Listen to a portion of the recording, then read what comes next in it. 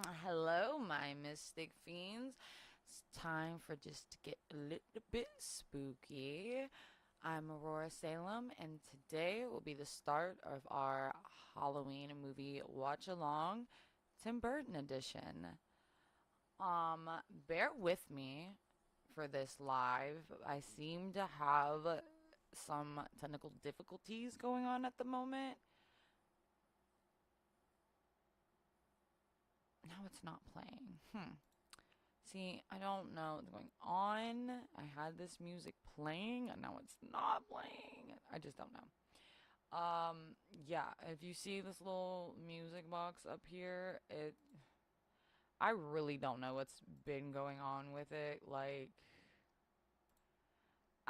when I first used this, I was able to like have this the Streamlabs music and have my like desktop audio separated, but now it like keeps combining the two and I just cannot get them separated. But I'll figure it out eventually. I just didn't like really want to fight with it today because I wanted to get this live out and it just was taking me forever to figure out. So I'm gonna try to talk as much as I can during this watch along because I hate that like I don't want you guys to just like sit in silence because like that's boring and I'm not trying to be boring.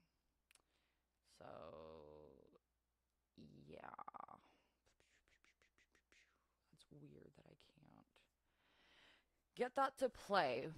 And the only reason I can't use my desktop audio is because, due to copyrights and such, I can't have the movie audio playing.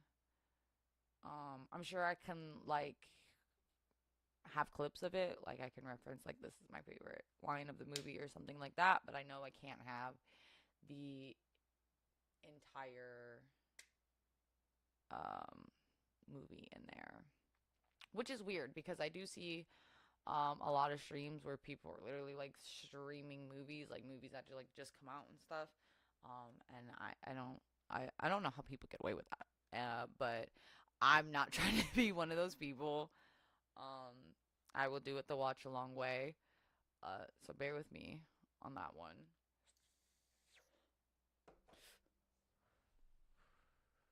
But you know what? I think watch alongs is a good idea because honestly, if I had the movie up on the screen, you'd be paying more attention to the movie than you would to me, and it's channels about me. Just kidding. So yeah, just bear with me on this. Hopefully I can get it semi figured out through this live. I'm sure I can. But if you're joining the live or you're watching the replay, do feel free to comment your favorite Beetlejuice moments. Okay, so let's try to figure this out. So I have, you can't see it, but I have the movie kind of next to the timer. So don't know how I'm gonna start these at the same time. It's gonna be a couple. One of these is gonna be a couple seconds off. That's all I can say. It's not gonna be spot on because obviously I'm not gonna sit through the credits. But yeah. So, whew, I was nervous because I really don't want this audio to be playing, and I don't know that it's playing. Okay, so I'm scared. Starting movie, starting timer.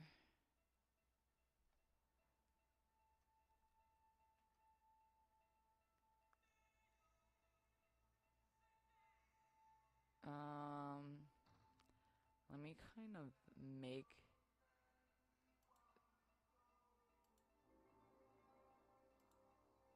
Hold on.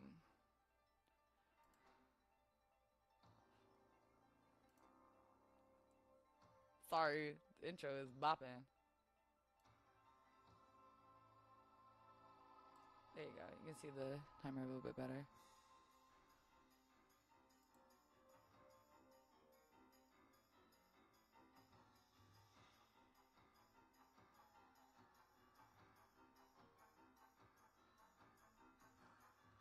I'm sorry, his intro is bopping.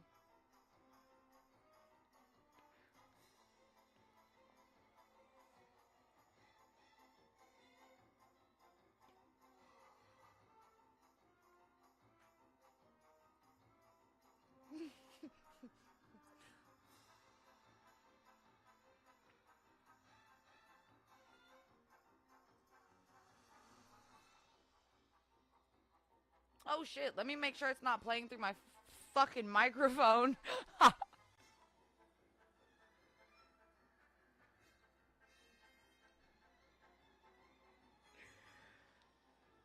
Oh shit.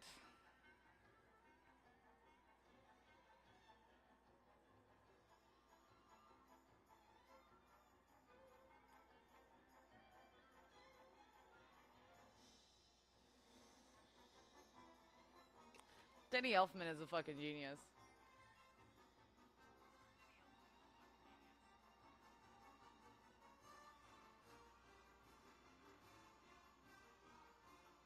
Oh shit, fuck, you can't hear it. Ah.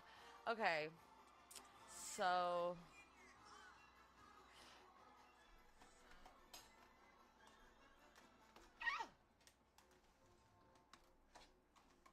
sorry YouTube, don't come at me for that. I did not know. You literally watched me. You literally just watched me find out. So,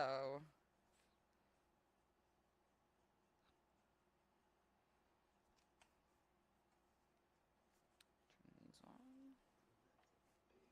Ah, I forgot I have green coloring in my hair. Oh god. Oh, this is bad. I have green coloring in my hair. I did not think I was gonna have to wear headphones, but oh,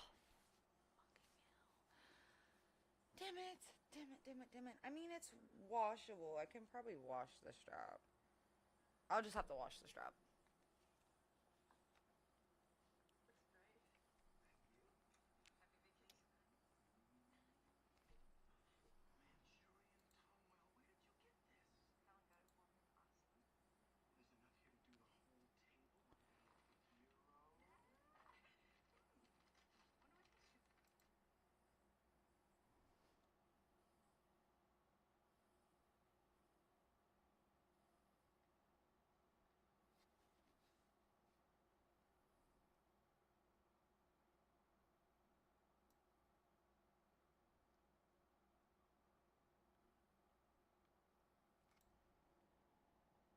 It's not connected to those headphones. I wonder why I can't.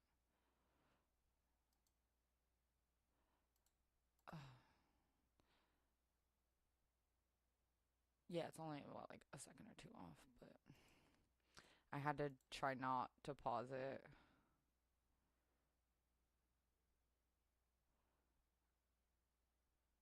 It's maybe my gaming headset. There it goes.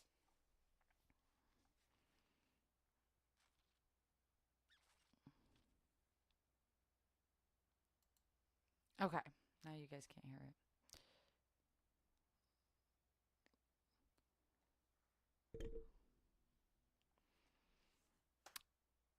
Okay, so the part we're at now is the the.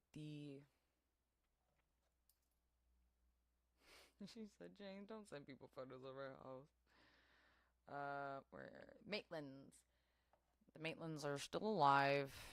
Barbara's trying to kick Jane out the house because aggravating. Um,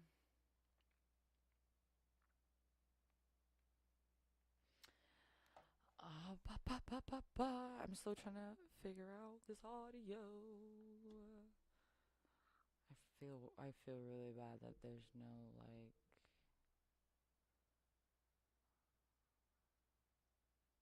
Damn, she really want to sell this house. I feel like maybe Jane is like a witch, and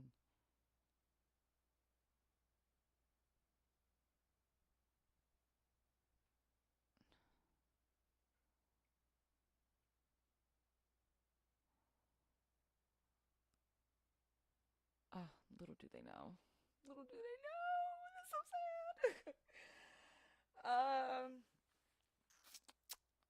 Feel free to pop in the chat or comment down below if you're watching this after. What was your first memory of Beetlejuice? Or is this your first time watching it? Or are you just watching the live and not watching the movie? And if you're not watching the movie, what's wrong with you?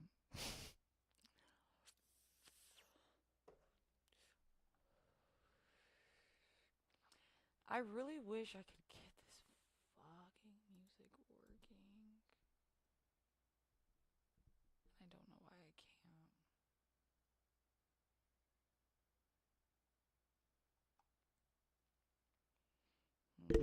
Oh shit, sorry. I have to figure it out later.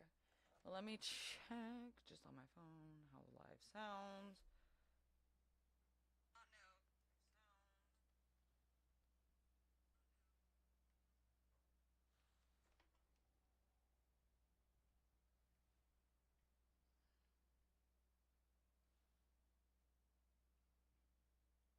Oh, it's just pure silence. I hate it. Okay, you know what?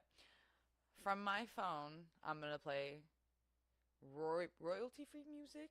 No copyright. Just normal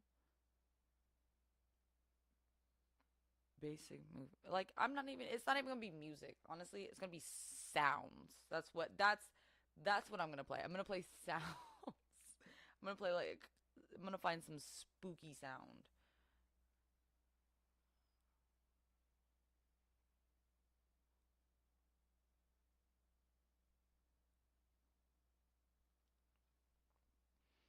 Sorry, this is the part where the Maitlands have hit the bridge.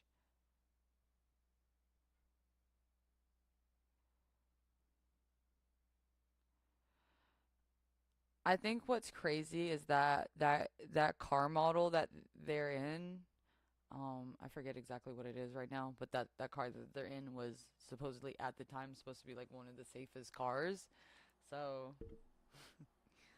yeah, I thought that was funny. What was I looking up? Oh, music. Well, let me not because if I use that, then I can't.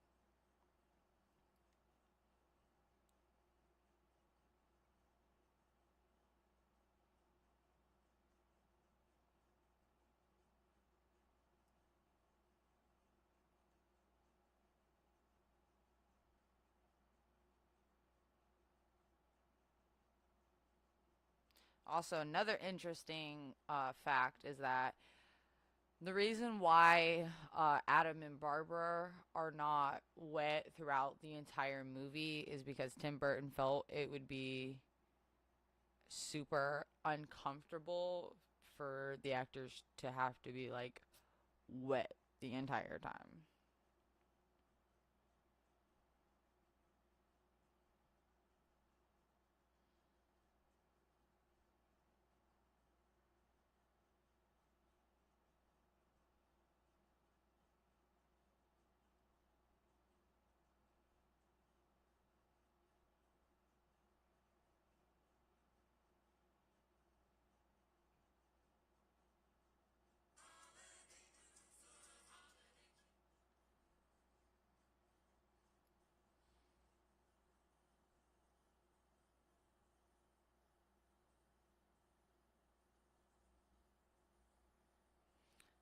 They've just discovered the handbook for the recently deceased. Oh, oh, that's another one too. When he says diseased, either Alec Baldwin actually has dyslexia or his character Adam's supposed to have dyslexia.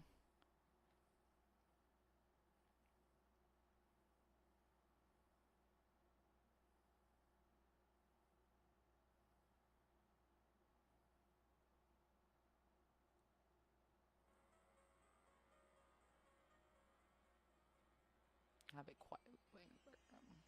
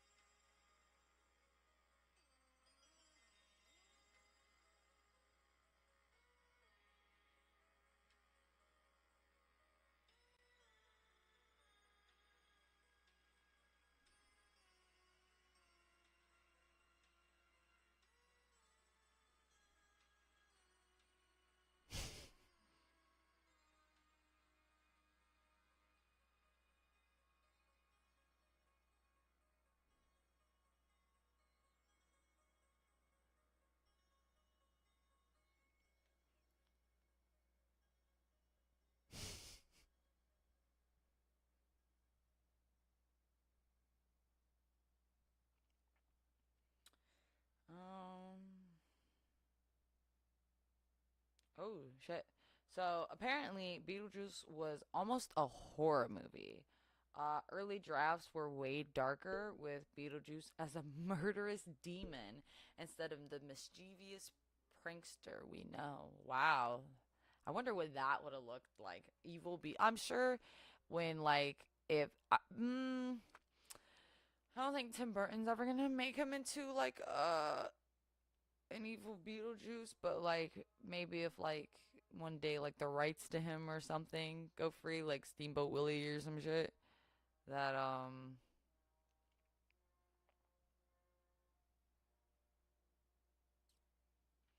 that maybe we'll see that Beetlejuice. But I think by the time that happens, it's gonna be somebody else being Beetlejuice. That obviously won't be Michael Keaton. And honestly, I wouldn't even want to see Michael Keaton as like a murderous type, because then that would just ruin the whole Beetlejuice image. So yeah.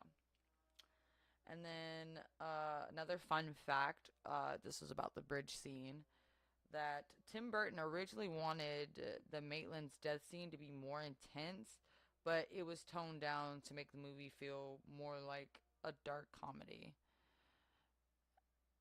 And Tim Burton can make something like twisted, you know? He can make something really twisted. So that's interesting. Lola, she floating on the bed. Hey, Unc. How you doing? I tried to call you. I was having problems, but I don't think there's anything you could help with because I'm still having problems. Sorry, I almost dropped my phone.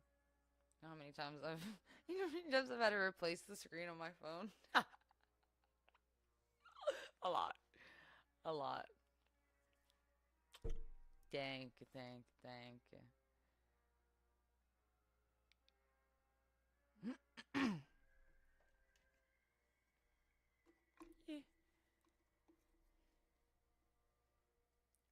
I bet. It was strange. It's not like cold anymore down here. It was for like a couple days. Now it's back to being ridiculously hot.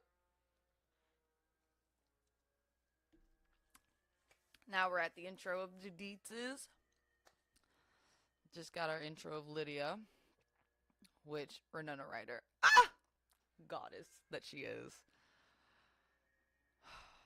It's like it's just strange and spooky roles are just hers.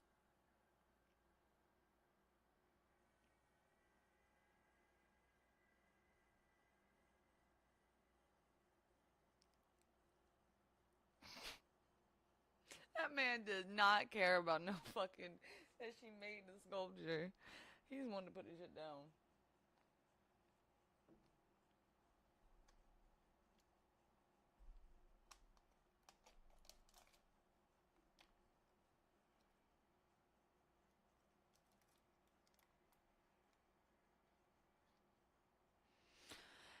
It's sad that I'm pretty sure the actor that played Ordo passed away. Would have been interesting to see him in the sequel.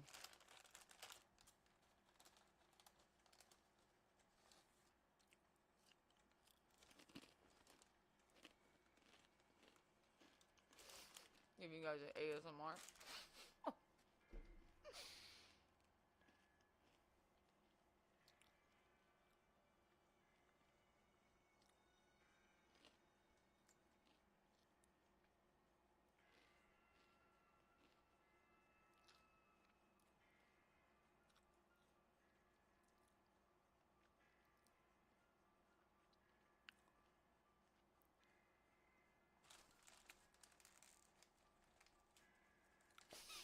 Do ASMR.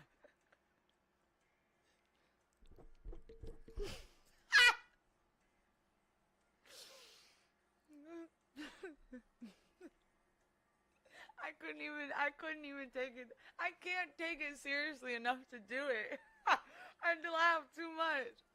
I couldn't do it.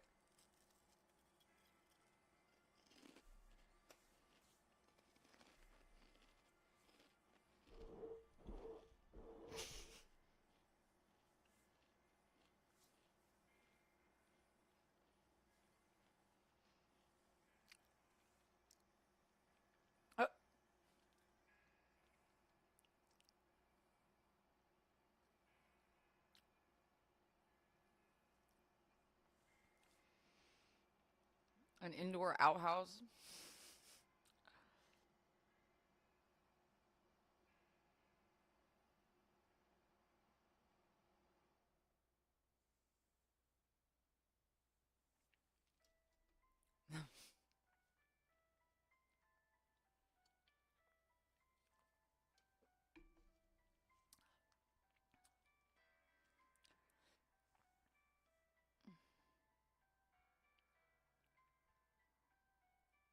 Wow.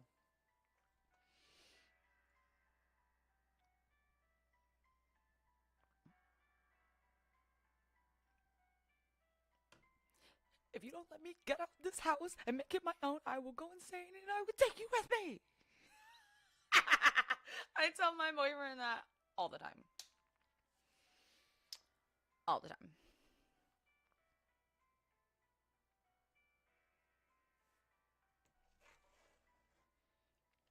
That's why I'm able to decorate the house whatever way I want.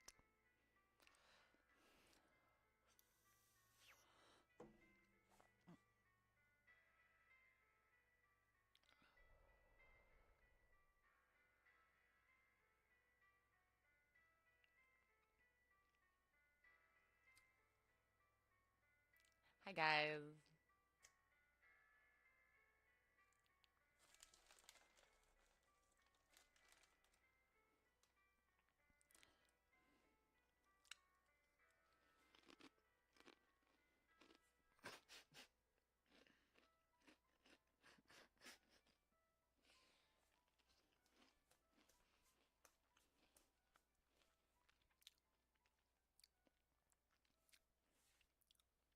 Hearts.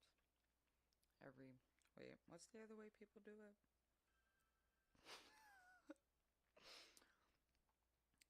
There used to be like. I can't think. Oh, there you go. There's another way. Oh, and this way too. You do it like this.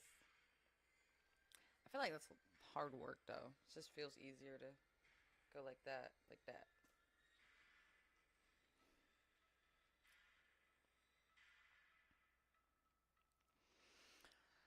Oh, to be a ghost.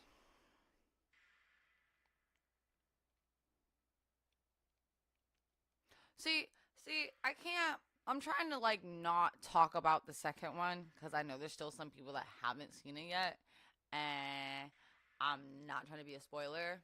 But there are some questions that I have because I don't understand. Like they were able to get into the house, but they're not able to get out of the house. And if you've watched the second one, you'd know why I'd be confused.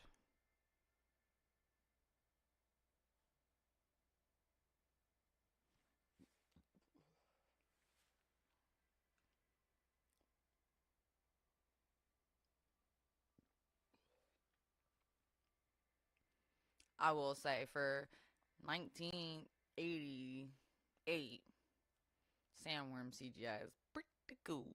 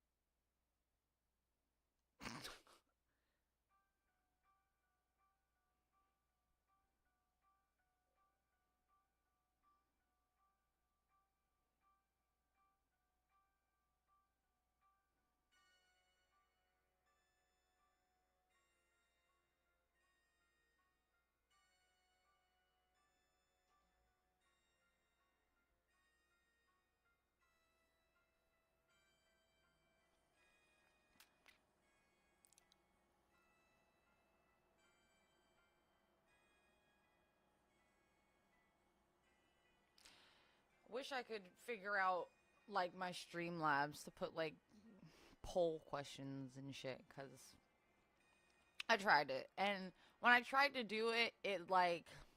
So it has a poll option, right? But in me trying to add it, it wouldn't let me edit it. So all it would have is like poll and then option one, option two, option three. And then that's all it would show. Like there was no way for me to like edit any type of text or anything. The only thing I could edit was like the color of like the text and the background color and the color of the bar. That was it.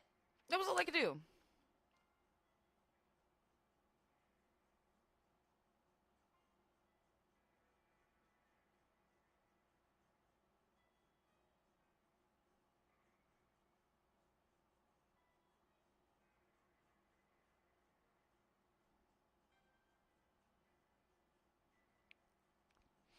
So with his name being spelled Beetlejuice,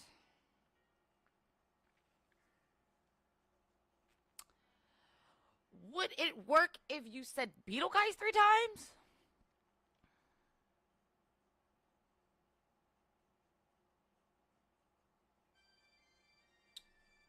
Just saying.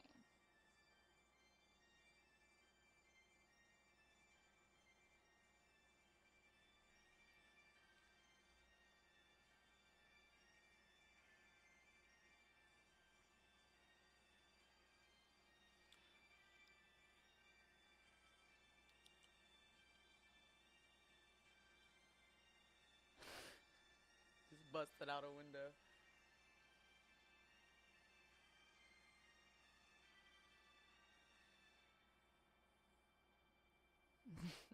This is my art and this is dangerous.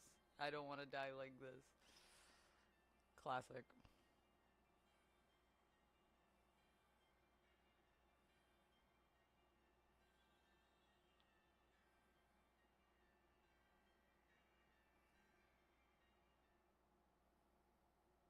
Oh no, my music stopped.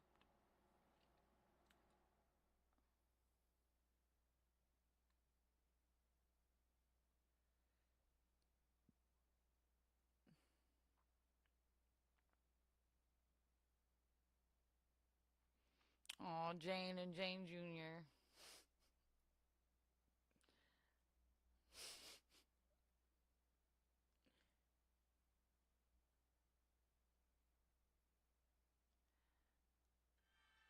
Girl talking about she decorated the house and she's tearing the house apart.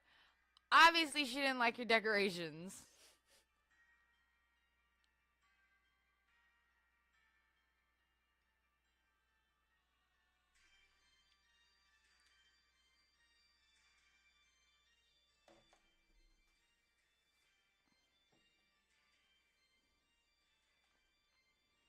You locked the door, but she has a key.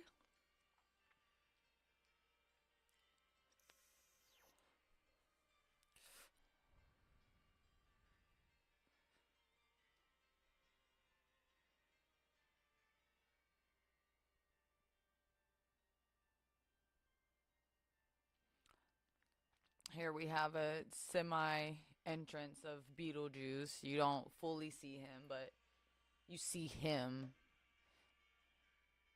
He's got like a big ass cowboy hat and glasses, so you don't really like see what's going on, but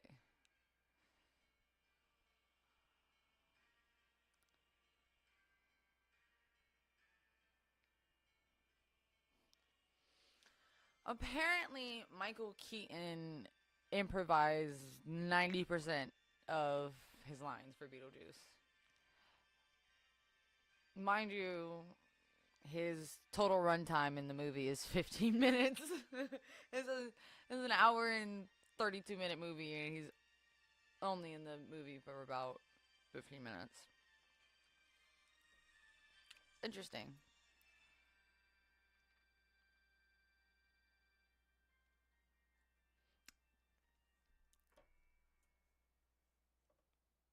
He even apparently had a hand in part of like the makeup and the outfits and stuff. Can this one play? I feel like this is copyright because it's yeah. I'm not gonna play that one in the background.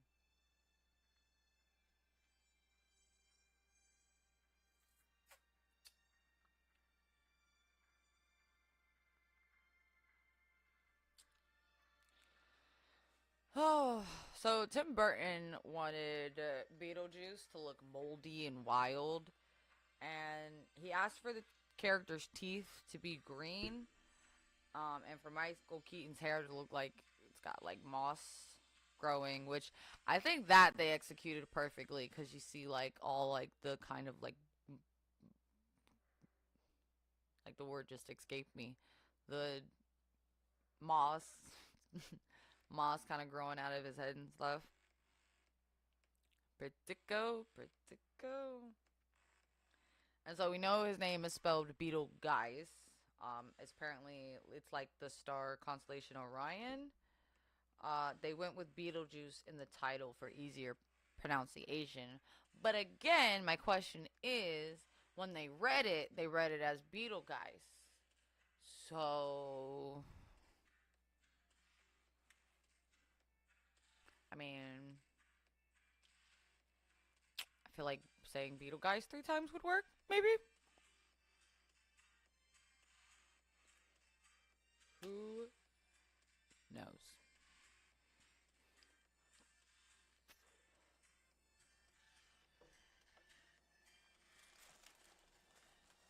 More ASMR.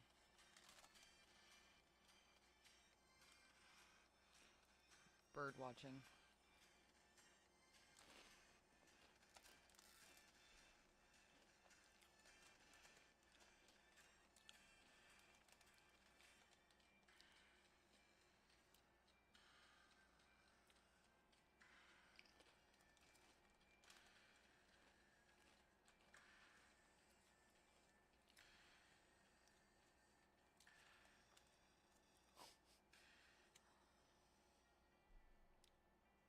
'He's bird watching, but he's looking at buildings.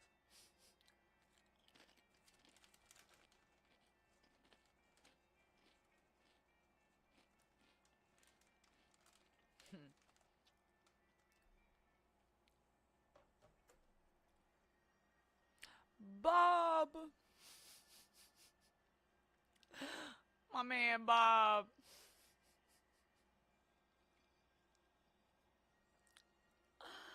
Not my man Bob!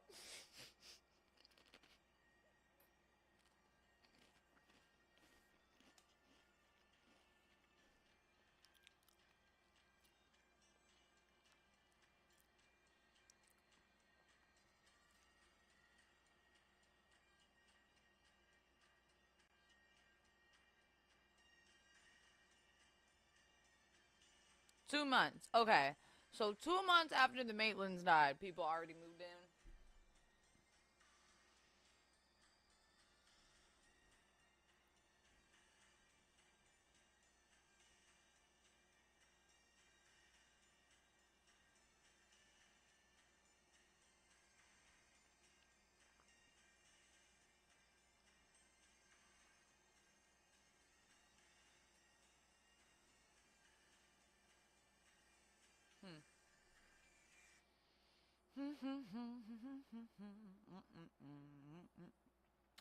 So the rating, blah, the waiting room scenes, are actually inspired by like DMV waiting rooms. They wanted it to look like the kind of endless burden sea that you could never escape from. Which, if you ever been to a DMV, which I'm sure everybody at this point has, and you know,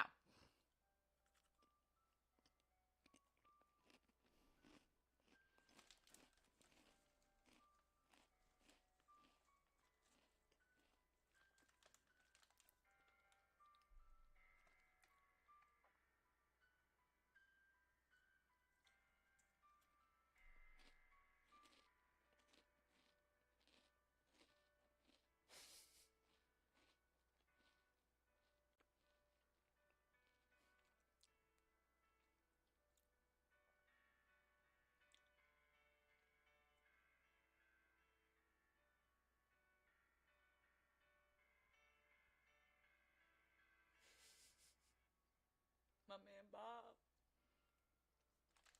This is what happens when you die. That is what happens when he dies. And that is what happened when they died. And I'll tell you something. If I knew what I know now, I wouldn't have had my little accident.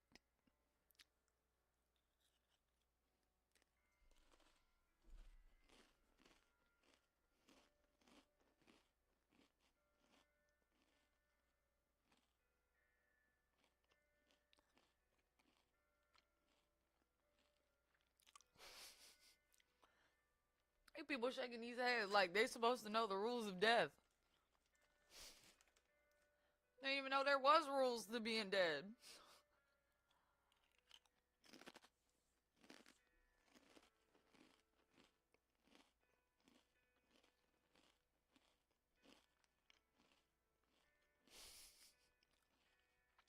I'm feeling a little flat.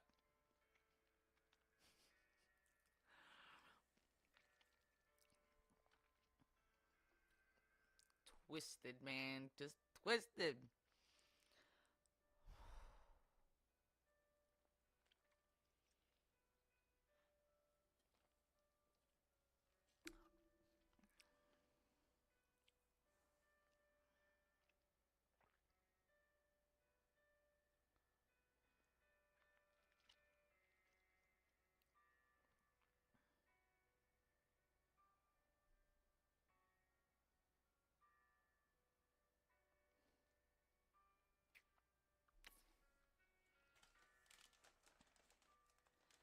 Death for the dead is can't get it gets worse apparently.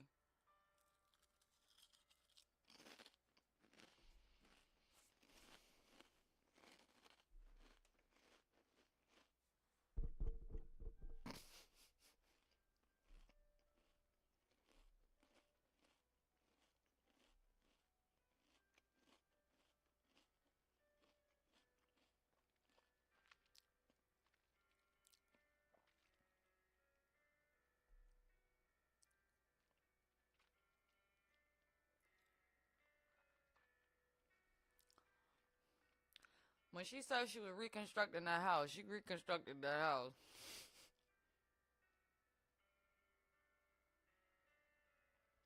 Now it's 3 months? What?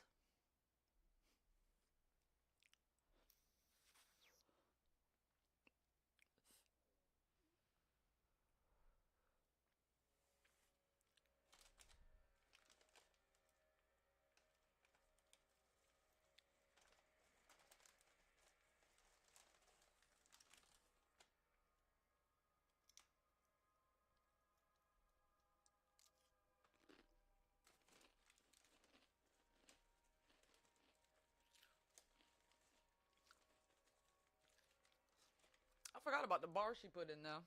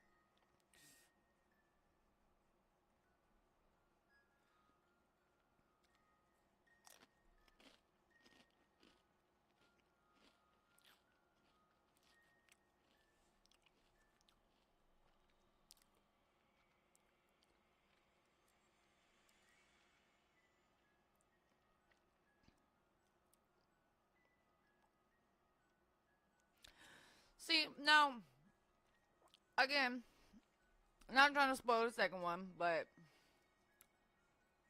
obviously, I'm sure it's already been shown that they went back to show, like, what Beetlejuice was before he became who we know. And, I just wish in the first Beetlejuice, when she was explaining who he was, that kind of would have done like flashback and shown.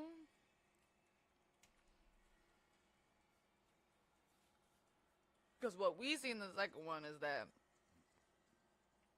he's always been that way, you know? The way that we know him to be.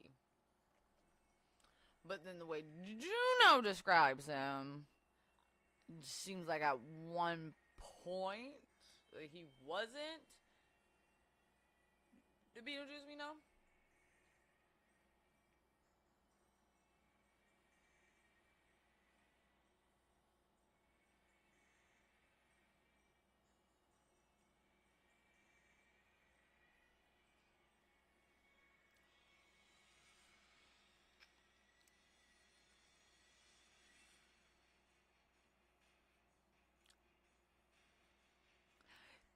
Ticka ticka ticka.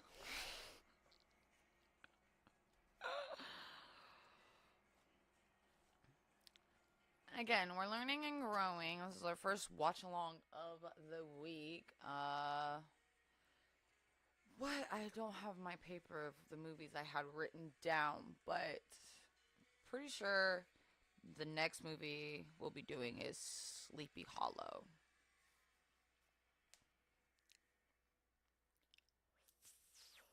So, a lot of what you'll see is obviously Tim Burton, but you're obviously going to see a lot of Johnny Depp. Had I been born many, many, many years before, the Johnny Depp and Amber Heard case wouldn't have happened. I can tell you that right now. Would not have happened.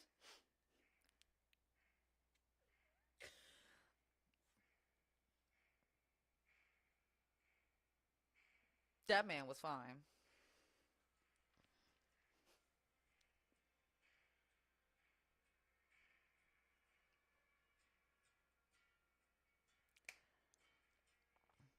That man was fine. And like, oh, to watch like Crybaby. I love Crybaby. Oh, when he was in Nightmare on Elm Street. I know he ain't in it that much, but to still just to watch him. Mm, mm. Great. I love it. I mean, he's still good looking. Age like some fine wine. Let me stop. Let me stop. Let's get back to Beetlejuice. I'm sorry.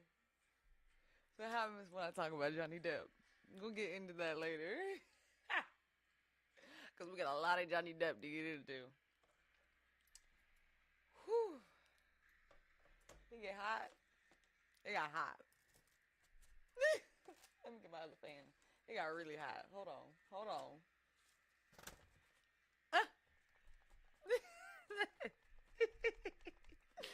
Woo, let me stop.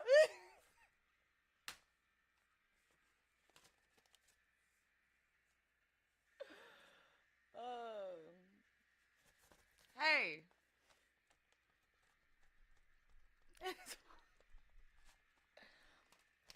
In his 20s. If we were 20 at the same time. Ha. Mm.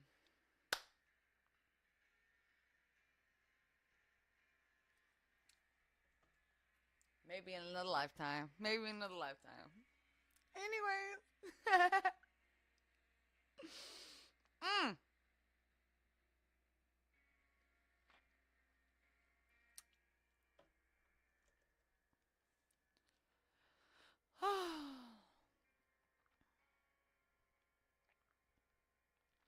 I really wish they would have fixed her bangs. I mean, I know it's like her character, so it's iconic. But damn, them bangs are fucked up.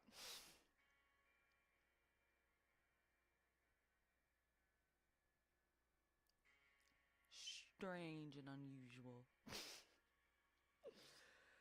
That iconic line there is one of the most quoted lines of Beetlejuice. You would think it's showtime, but no, it's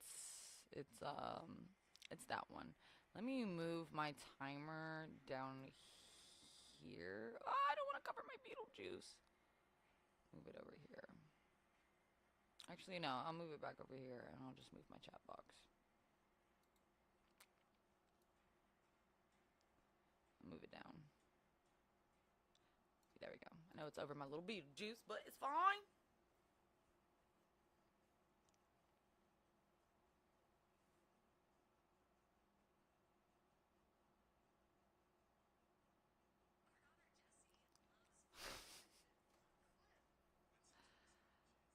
I know that they thought it was strange that somebody was happy to know that they were dead.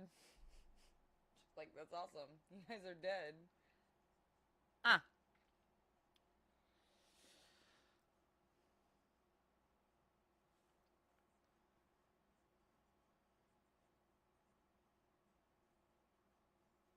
Now, again, I hate that they came out with a sequel because it's hard to like now watch this movie and like not think back to the sequel.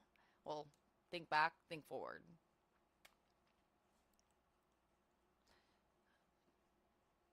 Cause there's so many questions that I have.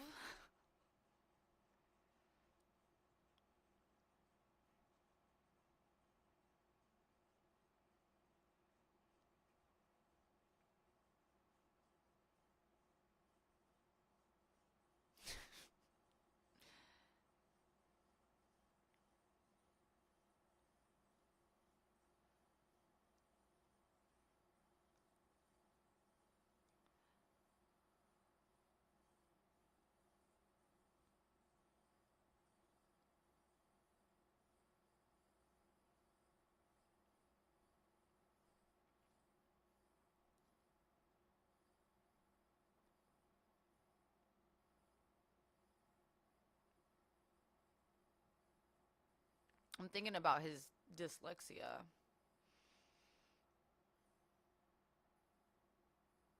Mm. I don't know what I'm thinking about it, but I'm having some thought. I mean, obviously in the beginning of the movie they show that he's got a little bit of dyslexia, but I don't even know.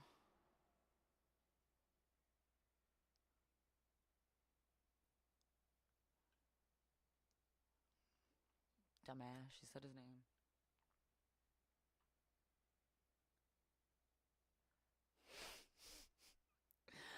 Apparently the sequel to Beetlejuice wasn't supposed to be the one we got. It was supposed to be Beetlejuice Goes to Hawaii. That would have been an interesting one.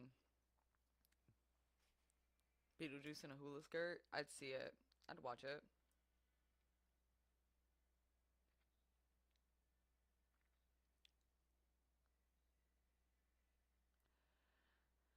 They gotta dig up Beetlejuice. Could never. Would never.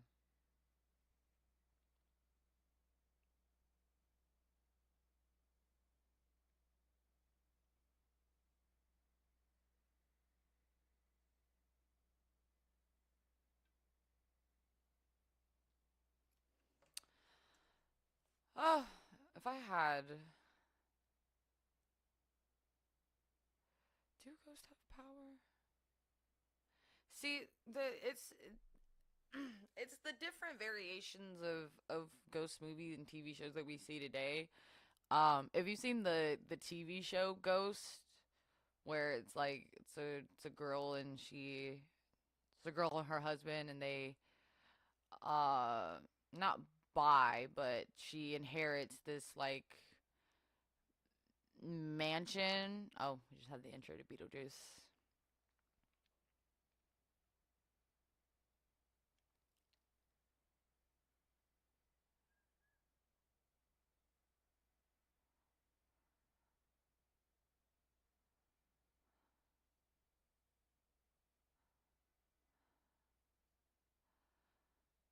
They really like they toned him down in the second one.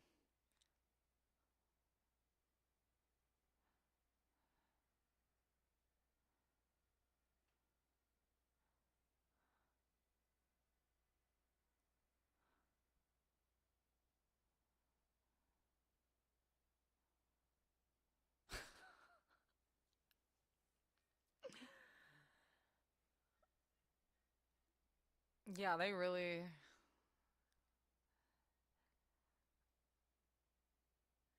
like in this one he's just so much more like ugh.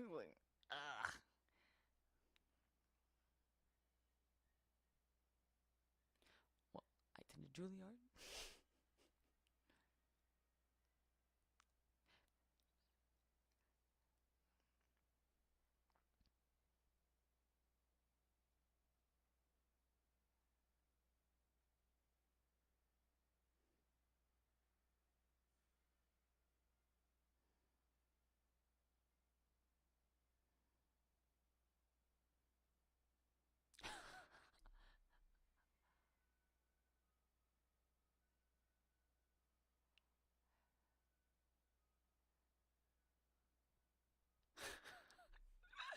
Dude is wild.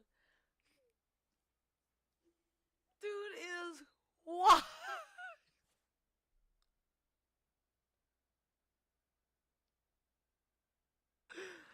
Unhinged as fuck.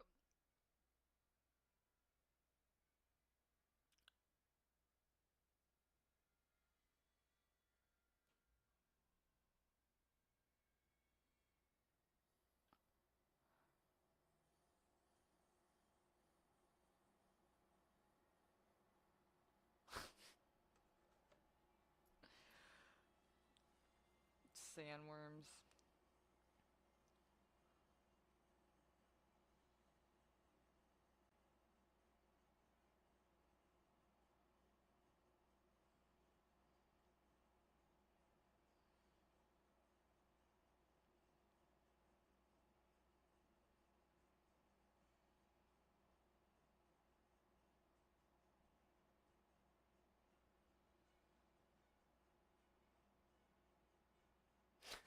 Hope you like Italian. I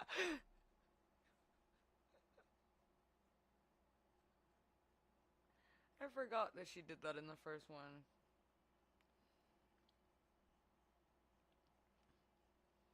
Cause I remember watching the second one and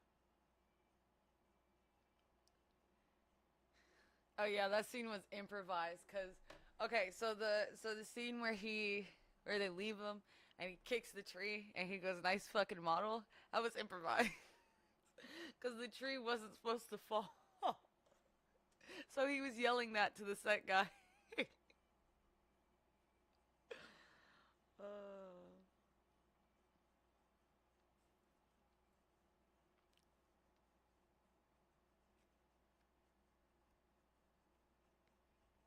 Trying to do it without dropping this.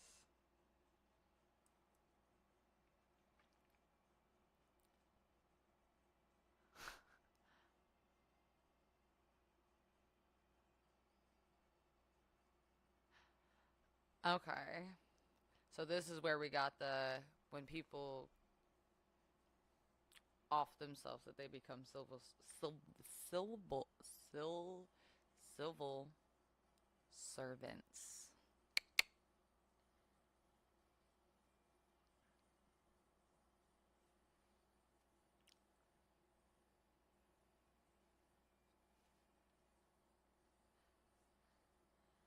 I wonder if somebody actually dropped the house on a man on a girl's sister.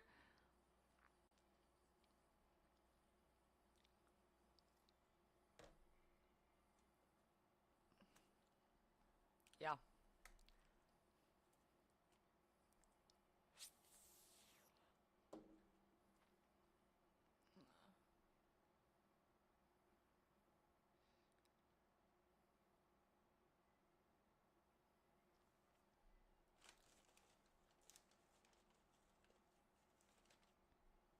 The 80s style.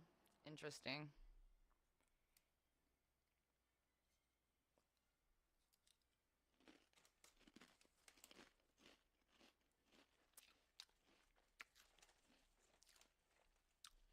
Day-o.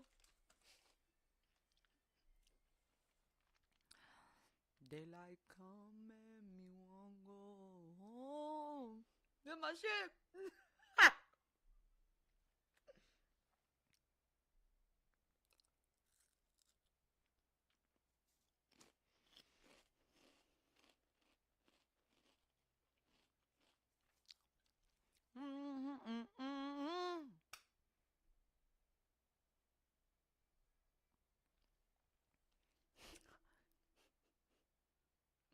Daylight come and me won't go home.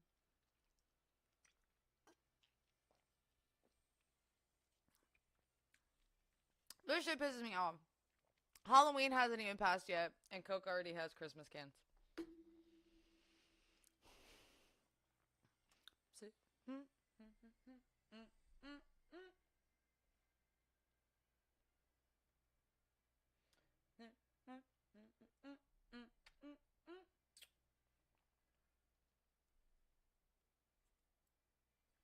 So apparently, this scene wasn't even like about to happen because Tim Burton didn't think that Harry Belfontaine. I always mess up his last name. But he didn't think his music would work in like a horror comedy. But obviously, as we all see, it worked perfectly.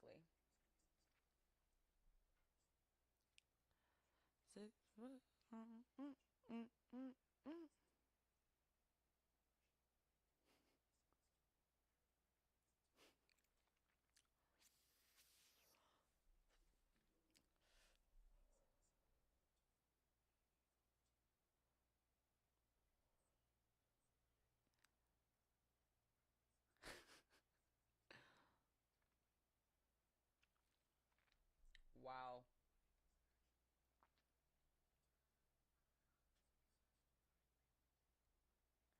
And the choreo was improvised, made up on the spot.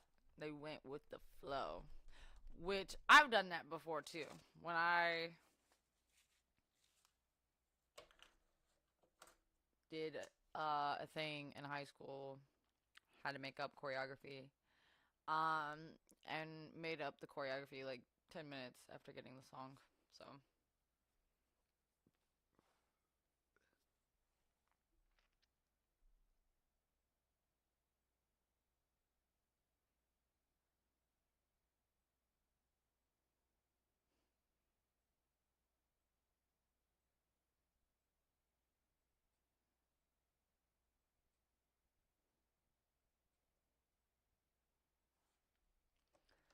and then of course I feel like he did this to show that like people will do anything to make money because anybody within their right mind would not want to like fuck with the supernatural. Like leave that shit alone.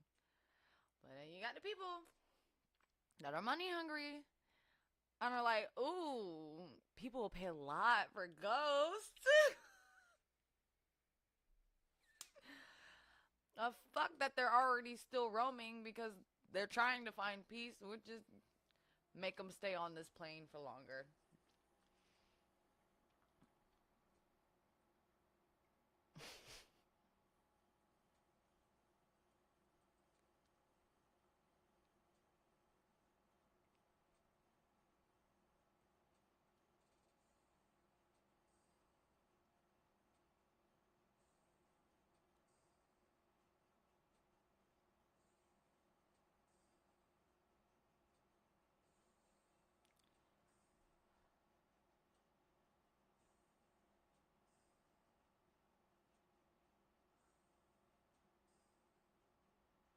Damn.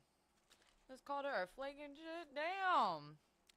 Why you had to ride her ass like that? You experienced this shit too.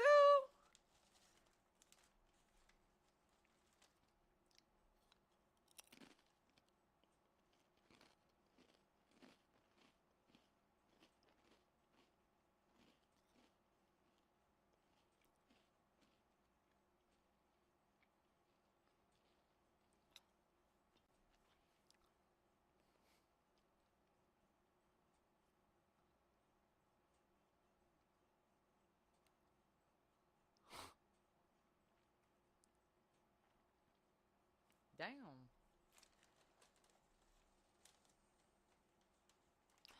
Oh shit. They did it. They called him.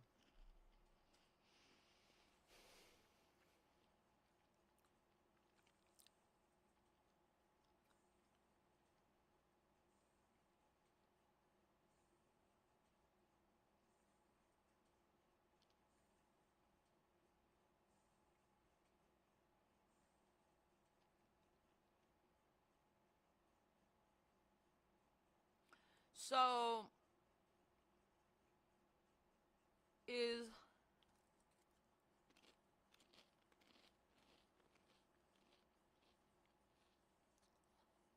it her stepmom or her mom? Because in the musical, it's her stepmom.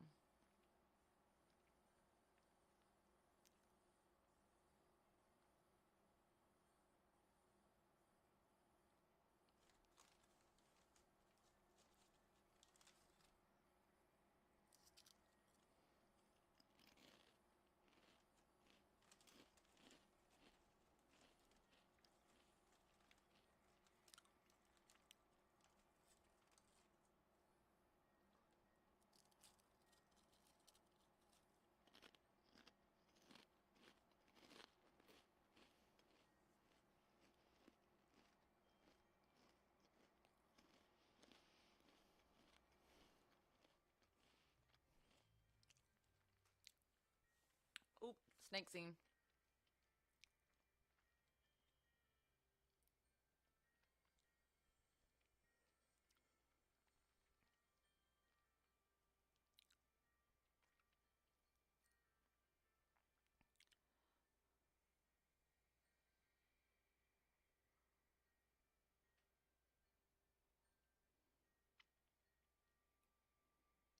What is up with him looking up people's skirts and shit? My God.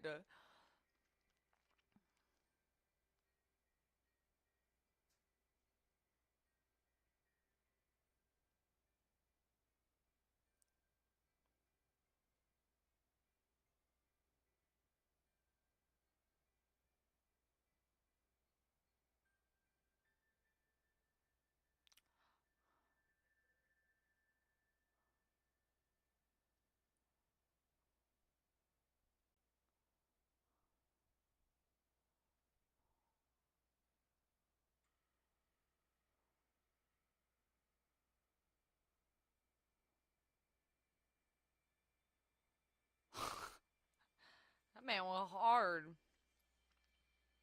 They they really did tone him down in the second one.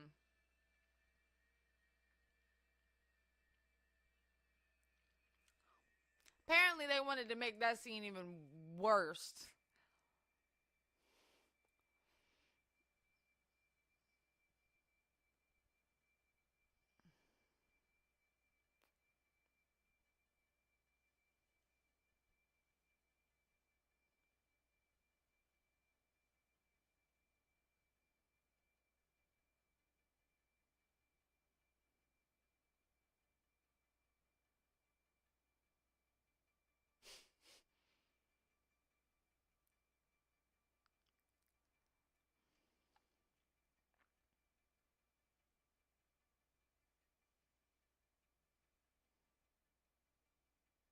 Movie reference.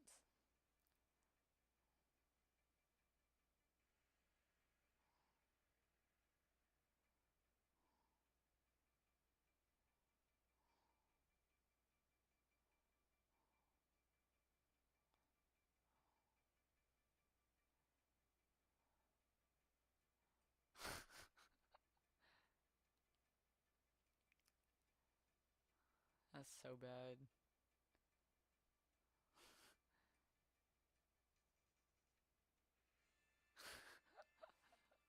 That's so bad.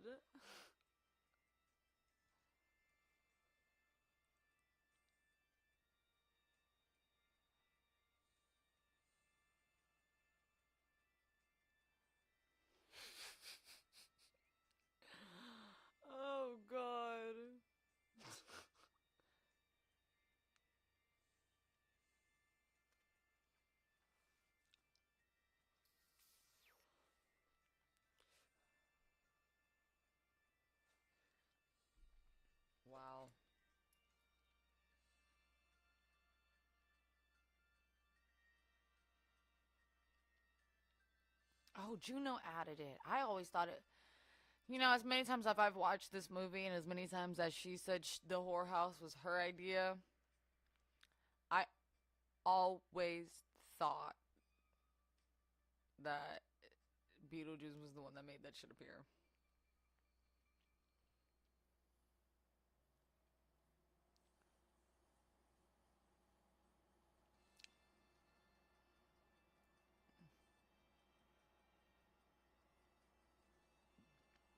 Uh, uh.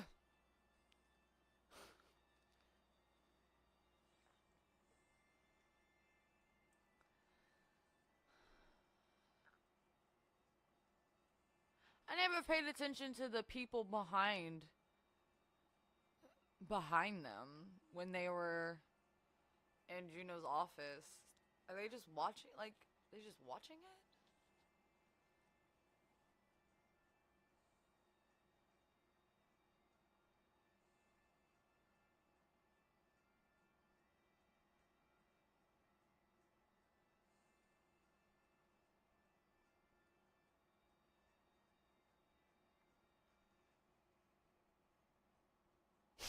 Shrimp.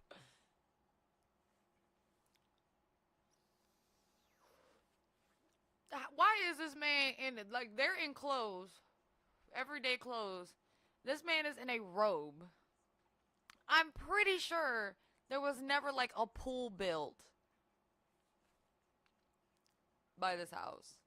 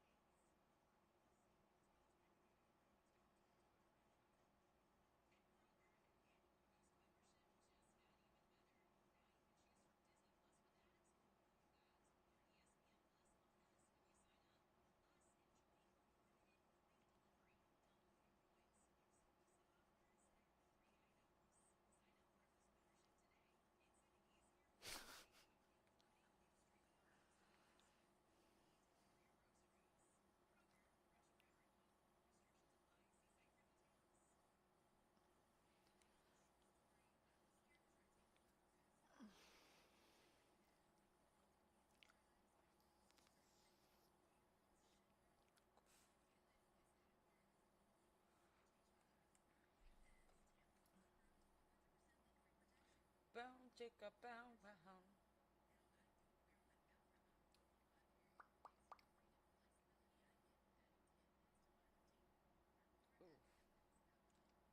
Ooh.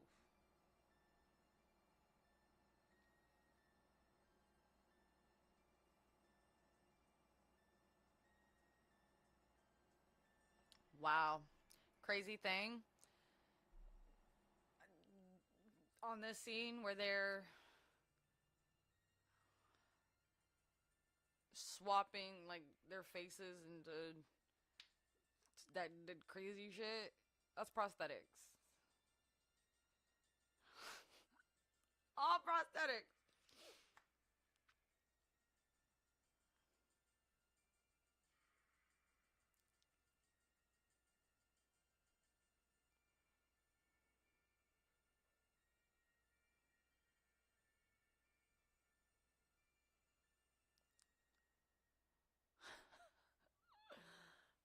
Poor babies. Poor babies. Candyman shirt. Unfortunately, I don't have a Beetlejuice shirt.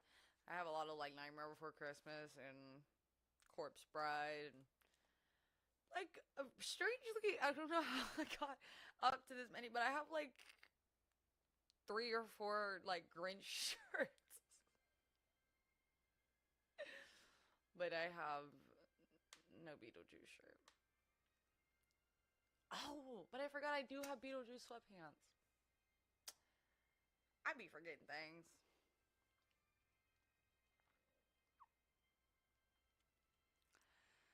24 minutes left. I would really say it's about not even like 20 minutes because what? The end credits are about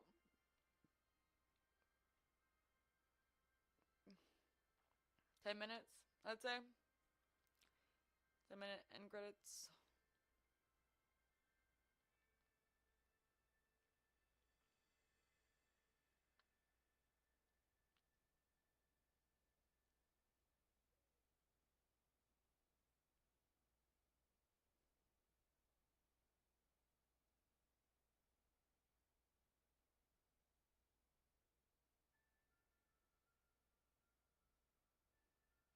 I don't think they ever explained why he can't say his name.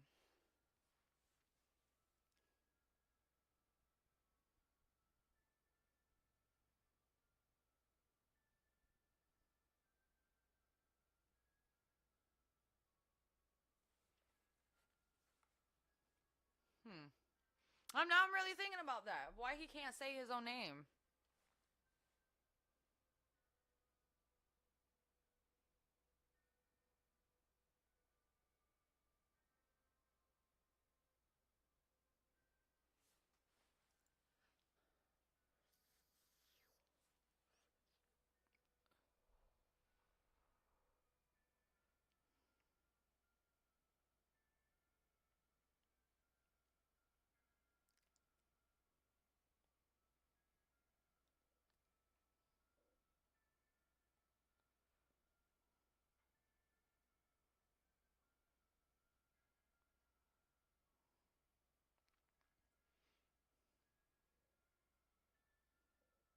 I thought you had to say his name 3 times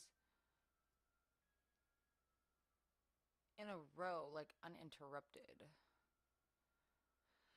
I don't know. Tim Burton didn't really lay down the rules of his name because like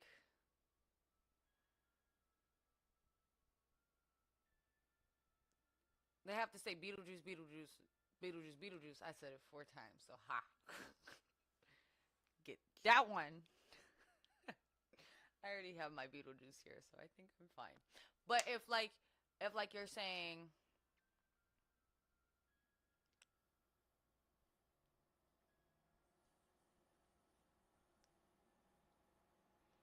like if I said like so your name's Beetlejuice and then why would you be called Beetlejuice? Like would that count as saying it in a row?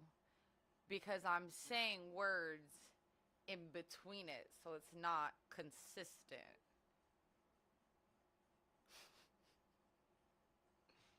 Am I thinking too much into it? I'm probably thinking too much into it.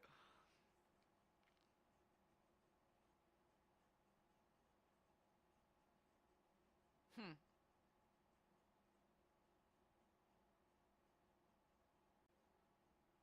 Hmm.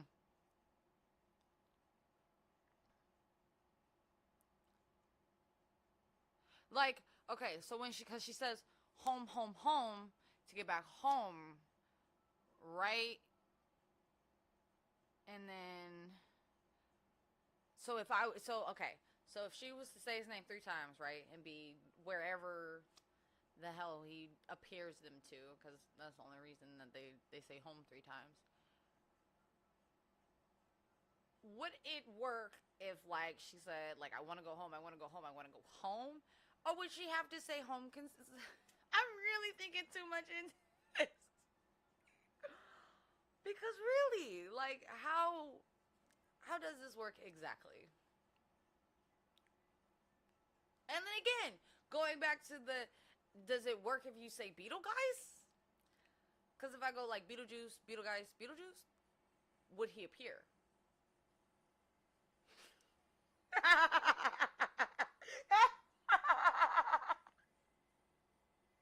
I'm sorry. I'm sorry. I'm going way too deep into this.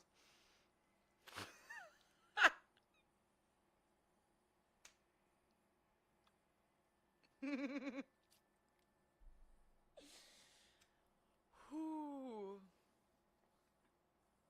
Ah, that was good. That hurt. I'll forever think about it though.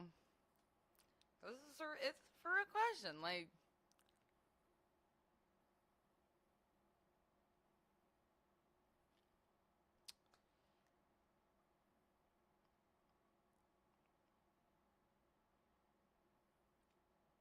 if I say Beetle guys, then I say Beetlejuice, and then I say Beetle guys, would that work?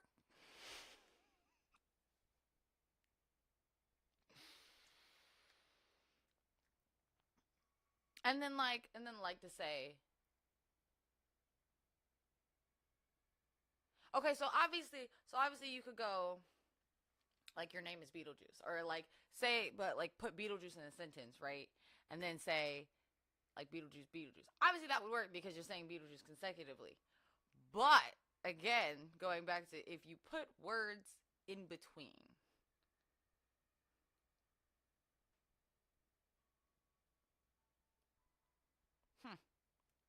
would it still work? I'm I'm really gonna like forever be stuck on this, and I don't know if it'll ever be answered.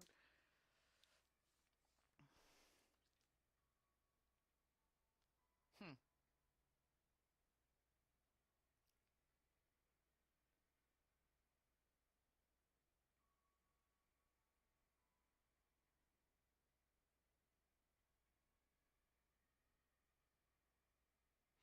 And this movie shows you why you shouldn't do seances and shit if you don't know what the fuck you're doing. Because now they're sitting here and they're doing this seance and they fucked it up and they don't know how to undo it. That's why you don't do shit if you don't know how to undo it.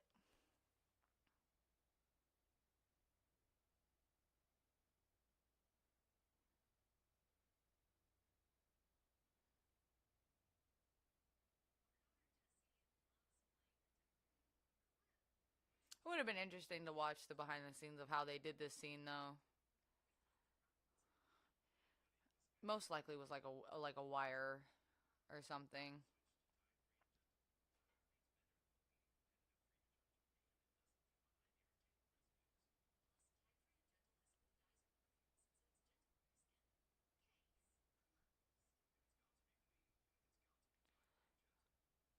Oh, they're killing her.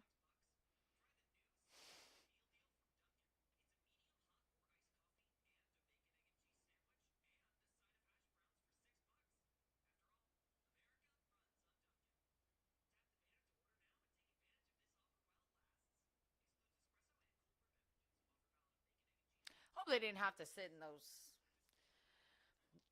those wires for long. Or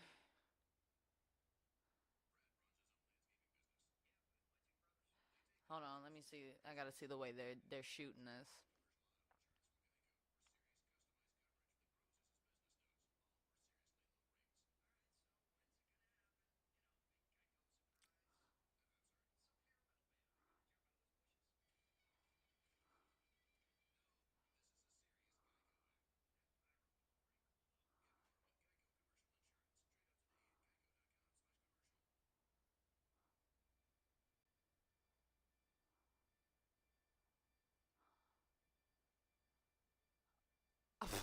Sorry, I just got lost.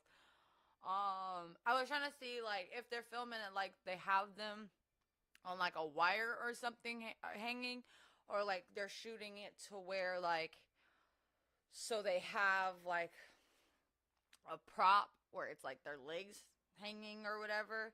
So they're shooting just like the legs, and then when they're going to the frame of Adam and Barbara together, like looking at each other, like watching her like shrivel up, and then he's starting to. I'm thinking that they're okay. See, now in that scene, I'm not sure because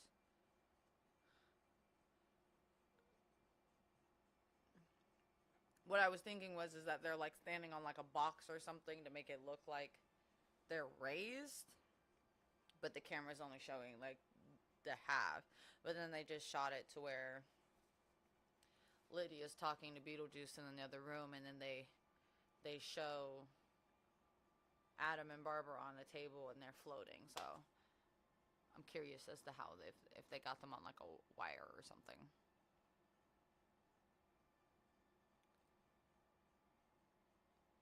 because it's only such a short level to be raised. I mean, height. That's the word I was. I don't know why that word escaped me, but height was what I was thinking of.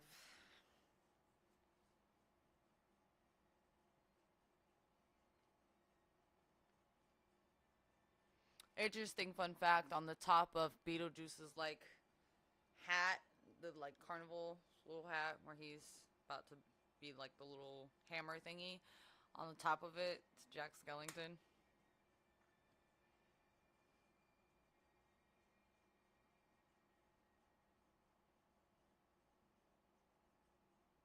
And it's funny because Jack Skellington's outfit is basically like Beetlejuice's outfit reversed.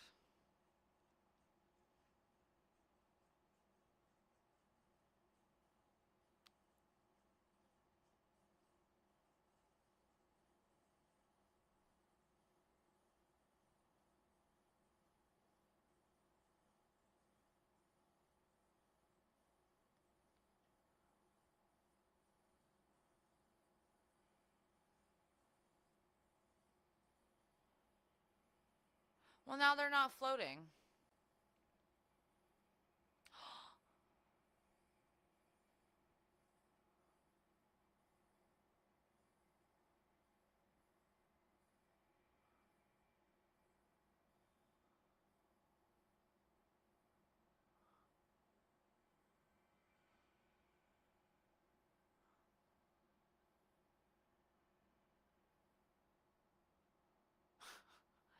I didn't even understood that part.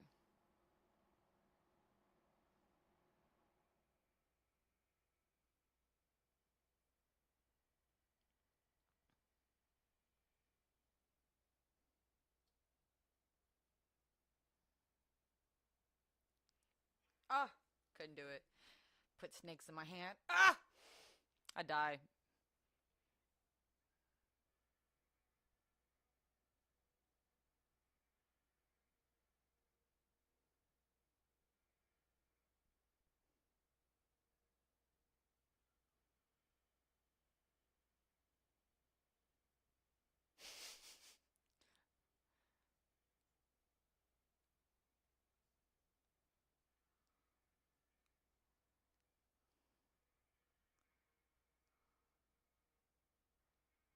The mind of Tim Burton. I love it. It's always so like creepy gothic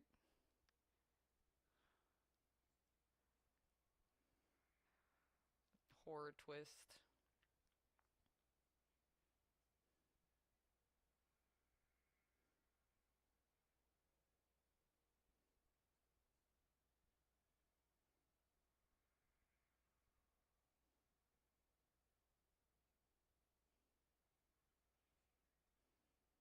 Man is cynical. Man is so cynical, bro.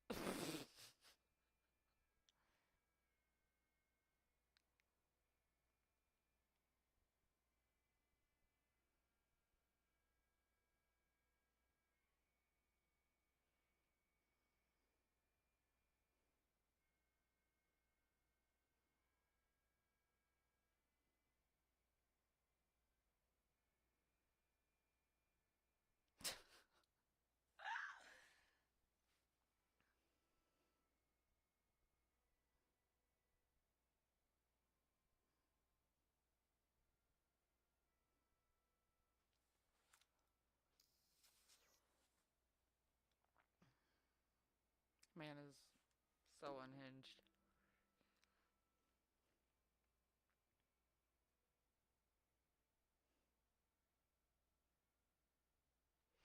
thing is though, like Lydia had so much opportunity to have already said Beetlejuice like 3 times, and this would have all been over.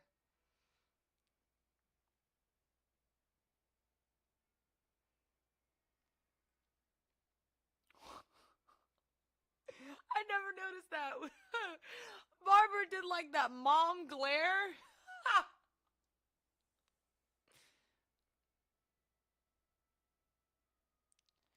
There goes Dolores' finger.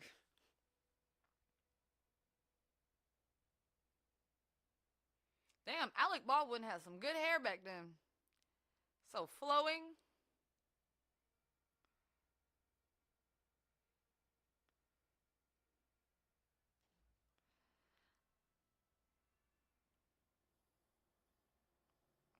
Okay, well, in that sense, if you've seen the second one, there will be a third one.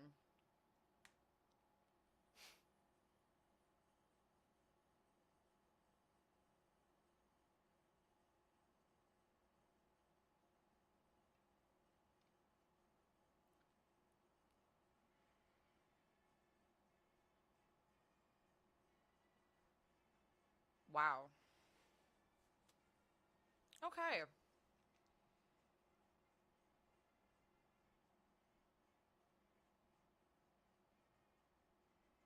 That's interesting.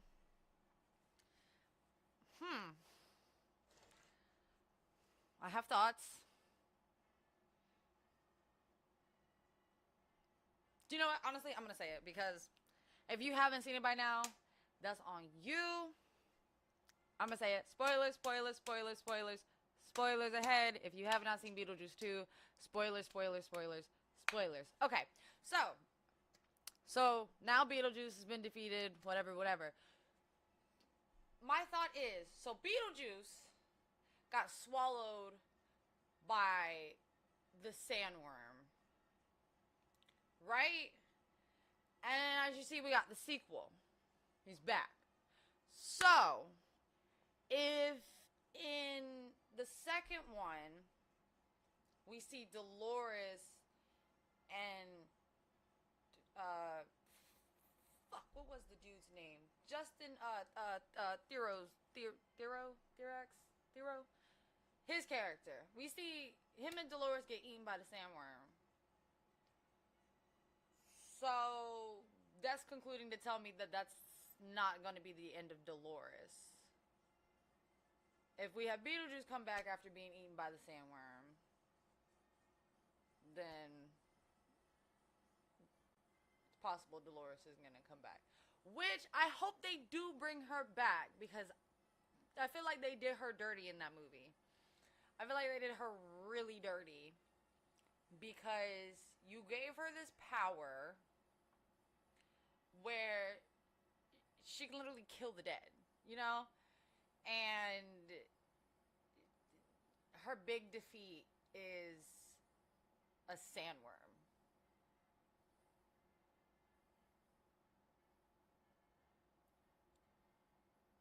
I just don't see that. I just don't see that being the end of her story.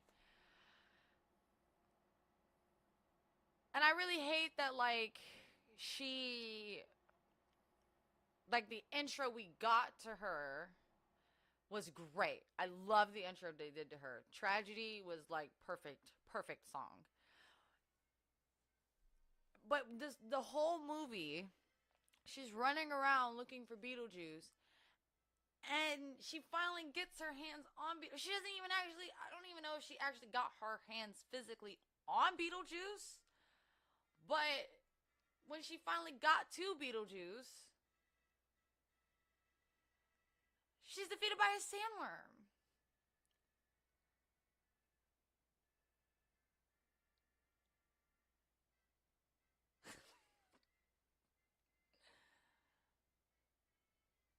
And then how did he reverse this head shrinkage that was done to him?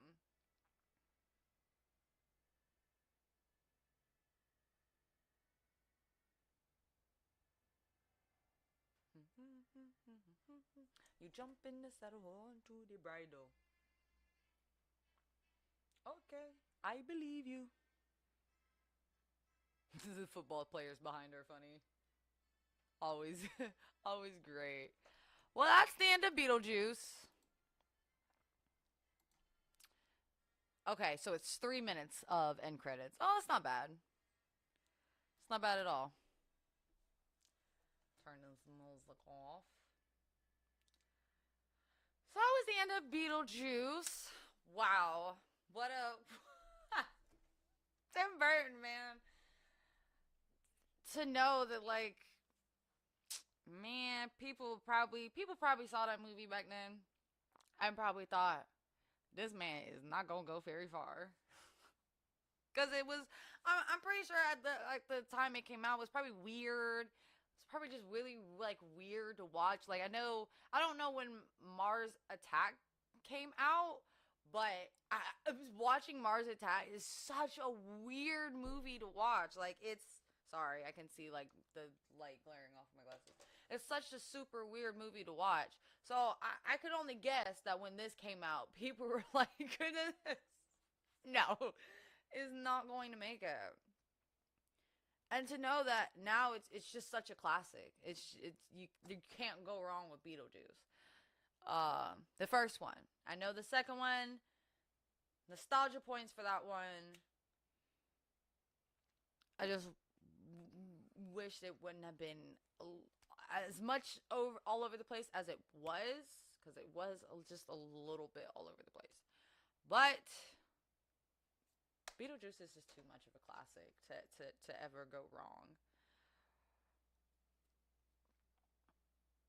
Mm, mm, mm, mm.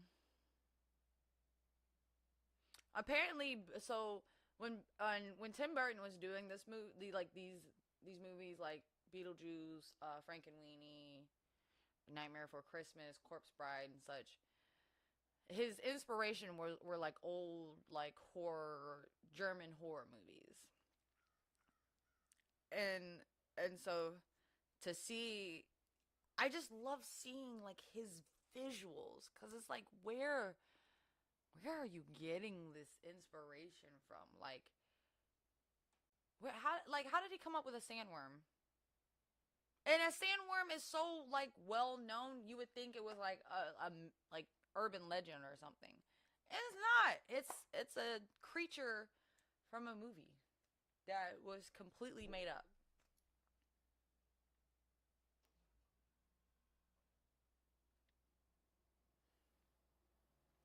But interestingly enough, Tim Burton said that if Beetlejuice was his most successful movie, he was gonna quit Hollywood, which is wild to think because I have to guess because again I wasn't alive at the time, but this was such a different take on movies. Um, as we know, a lot of horror comedies don't hit. Like they just they just don't always hit. But it's like Beetlejuice is like you saw my face. It was like dude was unhinged, like creepy. Got the snake, got the whole like pulling snakes and shit out, pulling rats out of his pocket, like turning into like a spur and like unhinged. Especially that snake scene. I didn't even realize how like actually scary that snake scene is. Like really watching it. No, sandworms are a real thing. I thought that was something he came up with. There's no way they look like that though. Hold on, because there's no way they look like that. Hold on, there's no way.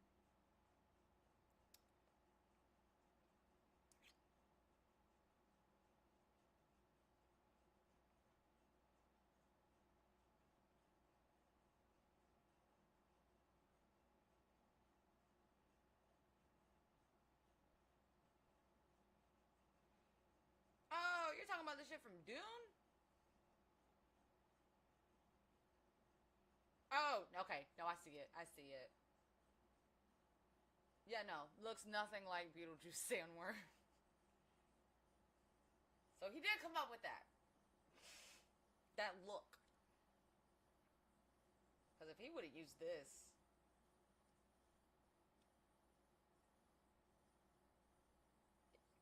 yeah, if he would have used this, it wouldn't have worked. It would not have worked. It would not have worked the same at all.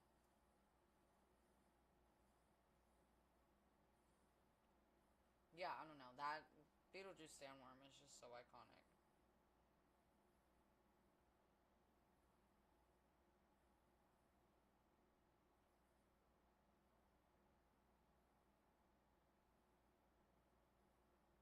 Yeah, love that. It's so iconic. It's got a head inside of a head. And it's all black and white striped. It's iconic. I never did get my sandworm popcorn bucket. I was really upset when I went to go see the movie early. Went to the early screening of the movie and the popcorn buckets were sold out.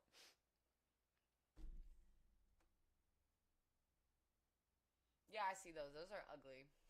Those are so ugly. Just like the bucket that they came out with for Dune. That was bad. And that's the only reason why Deadpool's buckets looked the way they did. Because it was a mockery of the Dune buckets.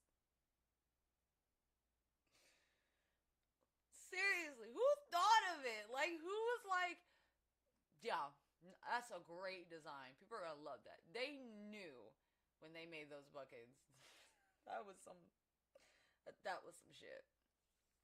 They already knew the jokes that were gonna come out about it, and they still went through with it.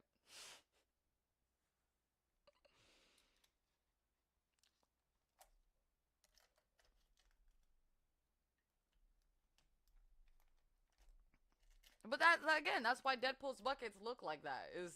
They're a mockery of Dunes. Which apparently it comes to find out that so they're making Deadpool 3 because apparently Deadpool and Wolverine isn't Deadpool 3. It's its own movie. Like it's its own separate series. The next movie we're gonna do is gonna be Sleepy Hollow. I have to see when I can get that done because I still have animals to go take care of. And I gotta make bread and stuff. See, this is what happens when bread is too expensive. You gotta make it. So I make my own bread, and it is work because I make at least like 2 loaves at a time. And you gotta let it proof for like 2 hours, and then you gotta roll it into the loaves, and then you gotta let those rolls proof for about an hour. It's a lot of work.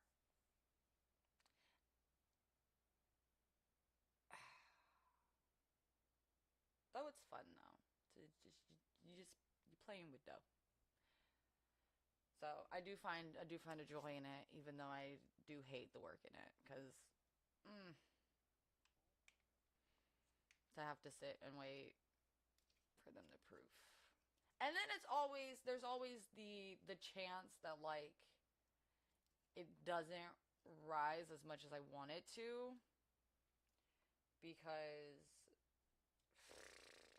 the like I don't have like a thing where I can know the actual temperature of the water. I don't have like a thermometer. Like the thermometers I have are meat thermometers, so I don't have like a water thermometer at all. So I'm never 100% sure that the water is at 110 where it needs to be. So there's always that. Sometimes the yeast will rise amazingly, and then sometimes it won't rise the best. But again, eventually I'm a I'm an estimator when it comes to cooking. It's depending on certain things. I'll go by a recipe. Like when it comes to my pumpkin pie, I know to go by a recipe because I've tried to estimate that. It didn't turn out right. So that has to be measured. But when it comes to like, I cook things like gumbo. I don't really measure anything like spices, seasonings, and such. Um, Other things.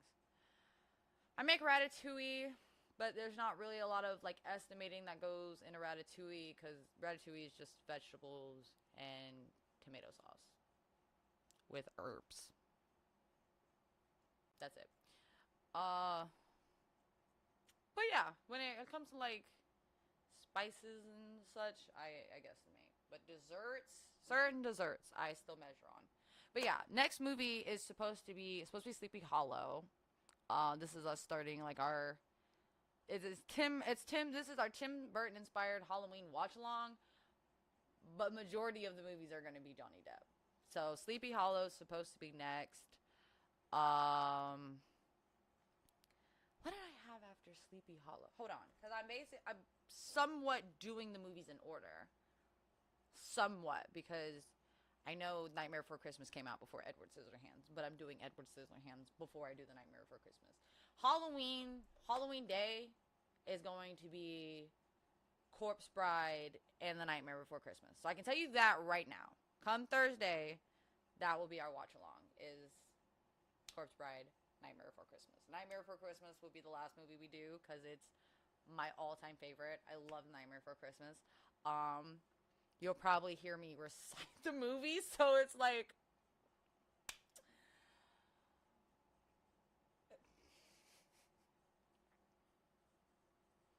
they made a movie about Jack the Ripper. Of course they did.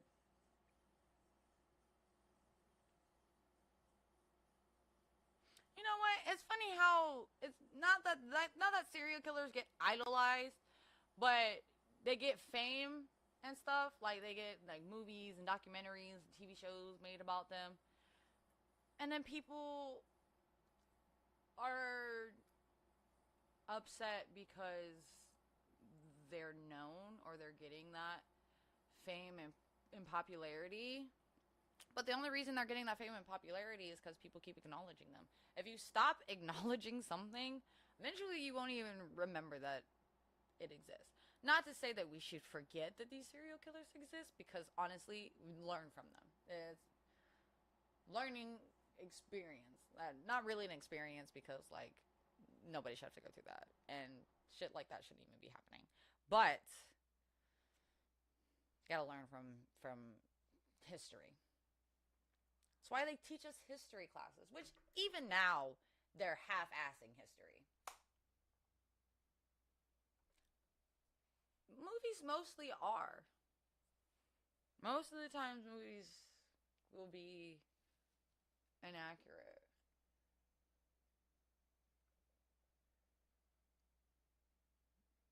Like, shit. What's a fucking document? Not a documentary, but a movie that's based on true events that is not even close to the actual true events. I can't even think of it right now. It's on like the tip of my tongue, but I can't. I can't think of it. Tim Burton movies.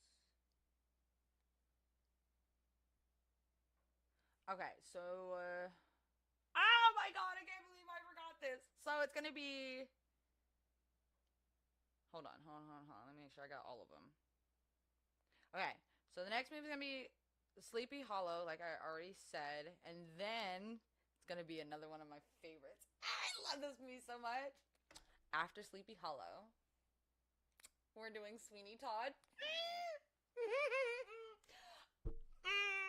I love me some Sweeney Todd. Oh my god.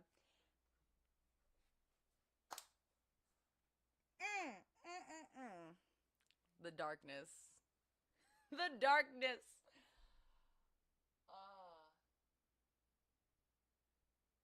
Are you talking about Secret Window? Talking about the one where he's the author and like there's this, oh my god, what was happening in that movie? Like, Oh, he thought there was like this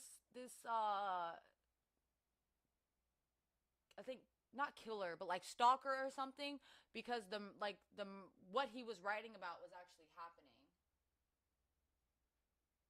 No, that was the if you're talking about the one where he's like writing the books.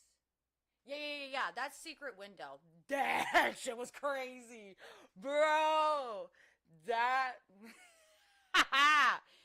that was a plot twist for your ass.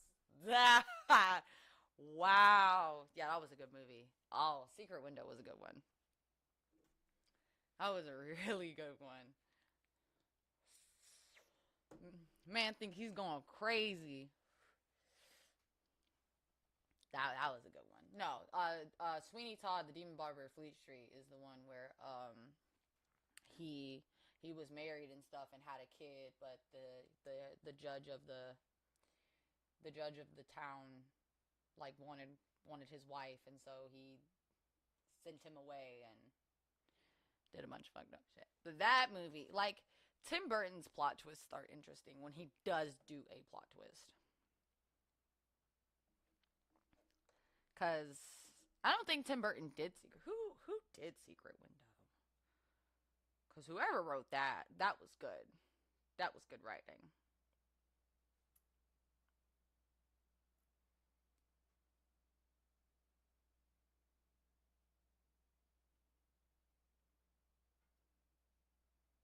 Mm-hmm.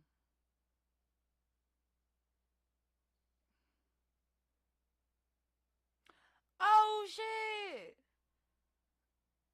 Stephen King wrote that shit. Not wrote the movie, but wrote the story that the movie was based off of. Okay. No wonder why it has that twist. No wonder. That makes perfect sense. Yeah, the Demon Bob. Sweeney Todd. Sweeney Todd. Oh, I love his. I love Johnny Depp's range. Like he can play anything. Oh my god, the fact that he can go from like he can go from like Edward Scissorhands, who's like this like docile person, just is strange, unusual, docile, uh, very introverted, and then he can play fucking Sweeney Todd over here slicing up people, and then he can play the Mad Hatter, who's just out of his mind, rightfully so.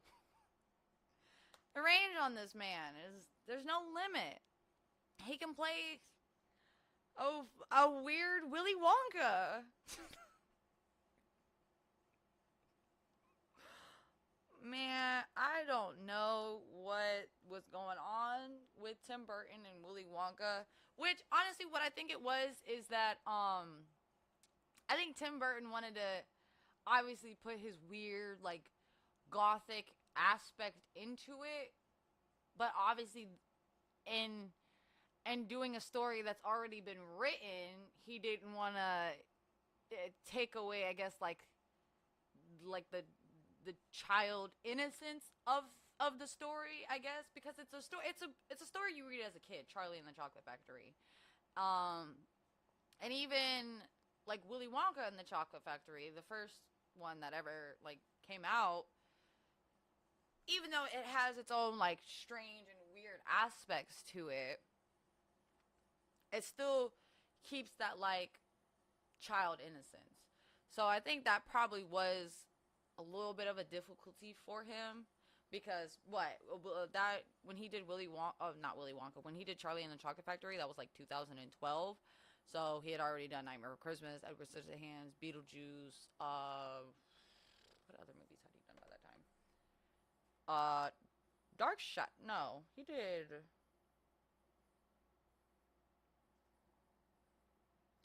Dark Shadows before. Yeah, he'd already done like Mars Attacks, Planets of the Apes. Uh,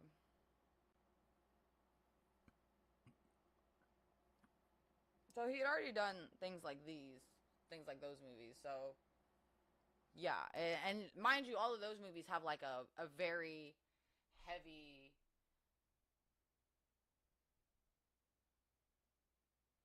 Oh, okay. I thought you were talking about Secret Window, where he was the one writing the books, and okay. No, I hear you. I hear you. I hear you.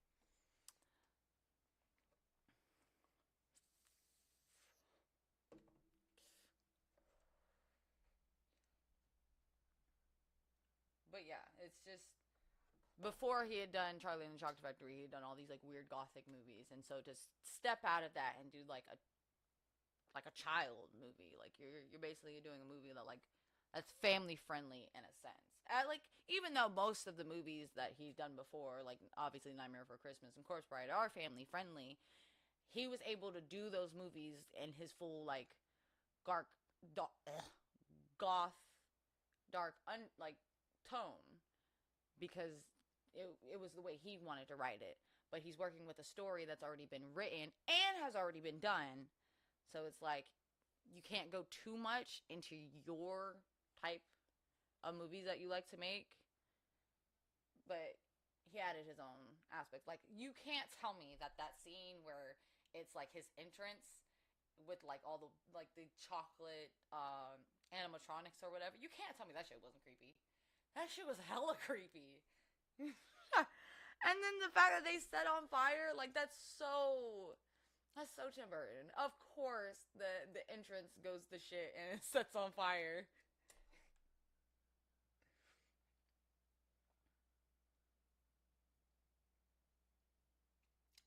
But yeah, but obviously, and then nine. I gotta say, nine is probably one of his darkest movies, and that's the only reason I didn't add that to my um like watch along is because that movie nine is pretty dark.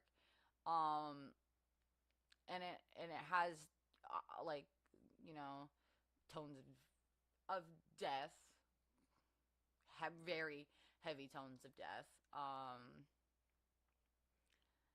And even like oh my, I don't even know how to explain nine because super twisted movie. But it's so good. It's weird. Like I love nine, but it's so twisted and it has such like deep dark undertones that I just didn't think it would be the best vibe. Like yeah, it has the spooky, it has the Halloween aspect to it. Even though it has nothing to do with Halloween, it just has that very creepy, spooky aspect. I didn't want to. I didn't want to dive too deep into like the undertones of it because you can't talk about the movie without talking about the dark shit happening in it. You know. So that's why that didn't get added to the list. Trying to keep it fun, trying to keep it lighthearted. Even though I know Sweeney Todd, slicing necks and stuff, there's still like the like happier aspect of well, it's not happy. There's nothing happy about it, but you still have like Mrs. Lovett like trying to love on him and stuff like shit like that. There's a little like tiny little sliver of like lightheartedness that just isn't in nine because nine it's like it's dark throughout the whole movie until the end of the movie, which even though the ending it's a great ending, it's still a sad ending if you really think about it. Like it's really sad. Like they defeated the evil, but like they lost all of their friends, and they're in this apocalyptic apocalyptic I fucking can't say it. But they're in this deserted world where all humans are dead. Um,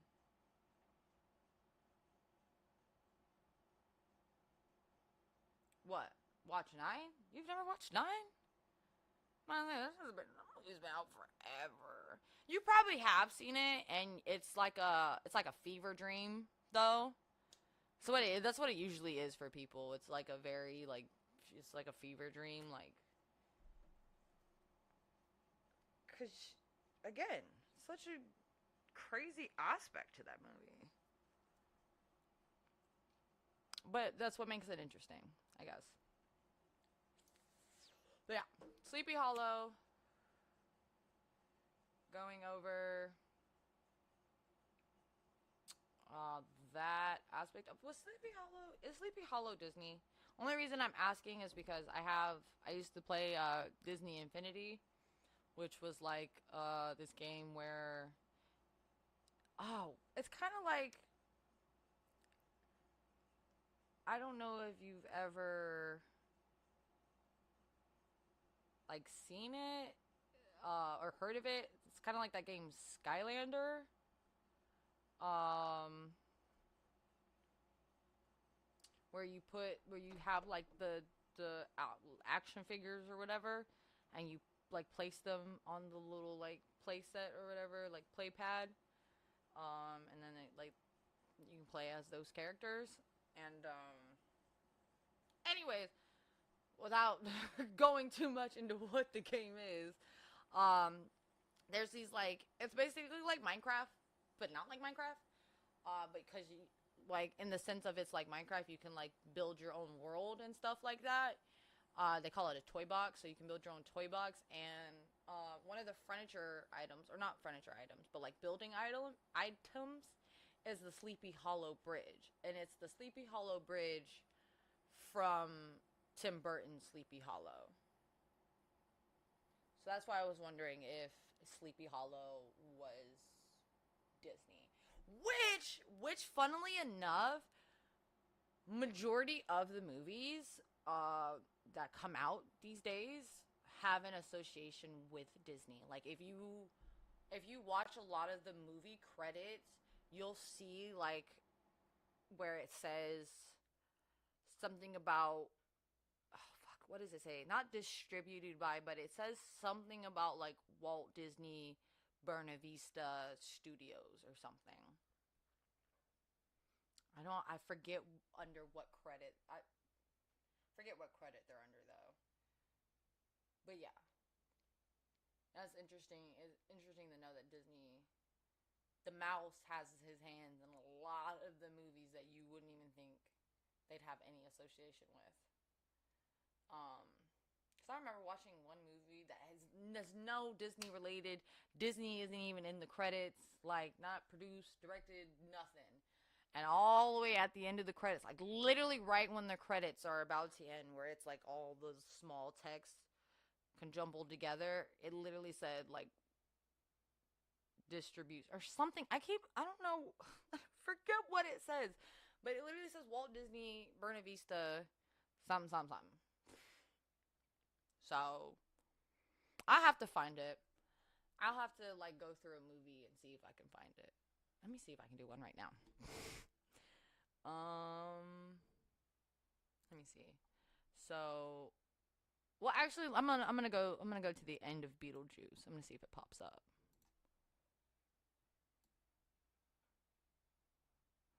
Work, work, work, Sonora. Work your body line. Work, work, work, Sonora. Work it all the time. Okay. The music.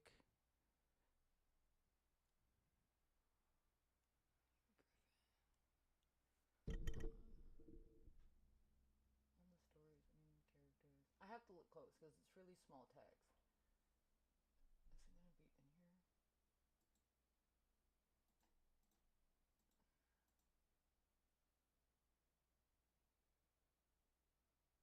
It's a motion picture.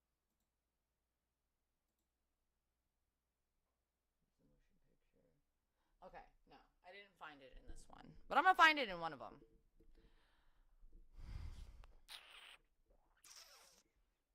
Weirdly enough, I'm gonna look at Scooby Doo.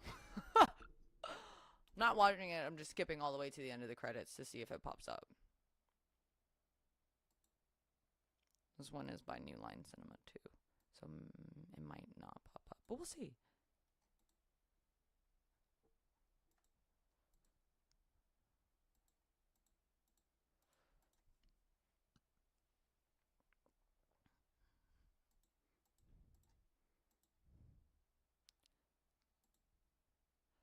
It's the music soundtrack. I'm gonna find it. I'm gonna find it in one of these movies. Queensland, Australia. Technicolor. Warner Brothers screenplay. Copyright. I'm gonna fucking find it. I know I'm gonna find it.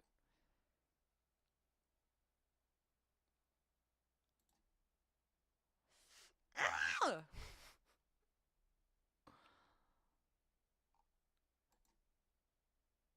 Let me see. What's another like random movie? Wouldn't be Nightmare on Elm Street. Would it be? I don't know because it's I can't think of what movie it was that I saw. Like it was like no Disney association whatsoever. Like it had nothing to do with like the Disney company. But it said that like Disney had did something with it. I'm gonna check Nightmare on Elm Street. I highly doubt it's gonna be on the end of. No, I don't feel like. Ugh, which one would it be? I'm gonna find it. I'm gonna find it. I'm gonna find it. I'm gonna find it. And I'm gonna show you guys what I mean. Blah blah blah blah blah blah blah blah blah blah blah blah blah. I highly doubt Corpse Bride, but I'm gonna check it anyways. Go to the end. Songs by Danny Elfman, which doesn't even get me started talking about Danny Elfman. Danny Elfman is such a creative genius when it comes to music. I didn't even know the man was in a band, and he was, and they're fucking amazing. You don't know what I'm talking about. Danny Elfman used to be in a band called Oingo Boingo, and their favorite song of mine is Dead Man's Party. I love Dead Man's Party.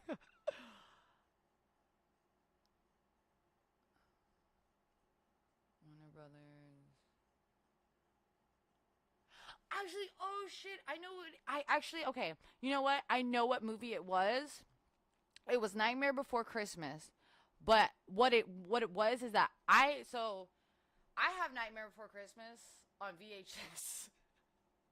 And in watching the VHS, at the end of it, it says like the whole like Walt Disney thing and stuff.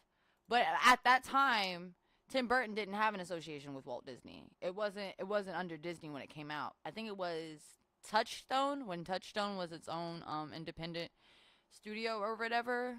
That's who it came out under.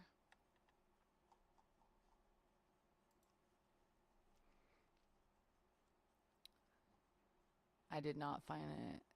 So if it's something Warner Brothers, I'm not gonna find it. I have to find it when it was under a studio that is no longer making movies on their own.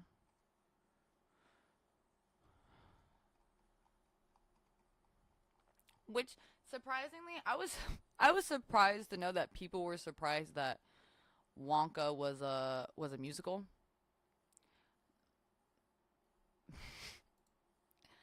I, I don't even know what to say on that because literally every Charlie and the Chocolate Factory, Willy Wonka and the Chocolate Factory, all of those, both of those movies were musicals.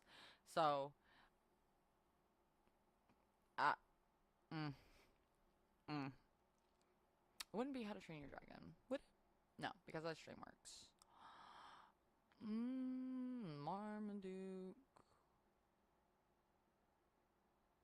not Poyo, not Rio.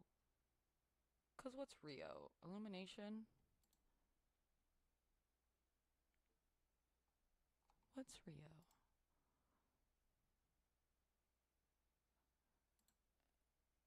Oh shit! No, it actually might be in this one because Rio is Fox,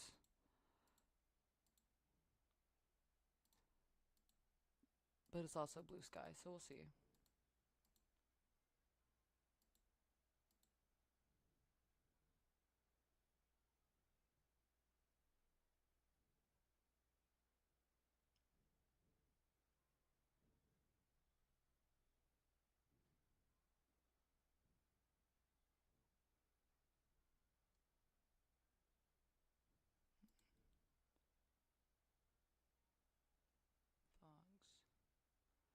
This is so aggravating me that I cannot.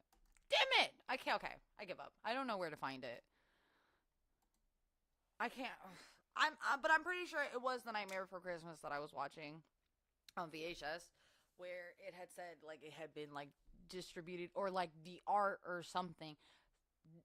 Oh, like the color. I think the color. It was like the color or something. Disney had something to do with it, and I was like, damn, the mouse is everywhere. But that has nothing to do with Beetlejuice. Yeah. I just hate, like, again, if you've seen the second one, they really did tone it back, because I don't think he's as moss covered in the second one as he is in the first one.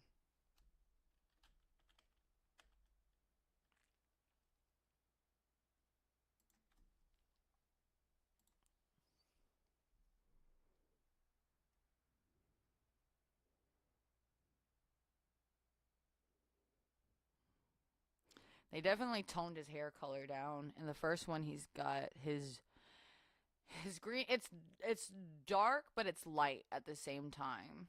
But in the second one, maybe it's just cause of that they were in the dark the whole time. But in the second one, his hair seems a little bit darker. He is, though. He is a gangsta. I just want to see a picture of Beetlejuice, not like everything.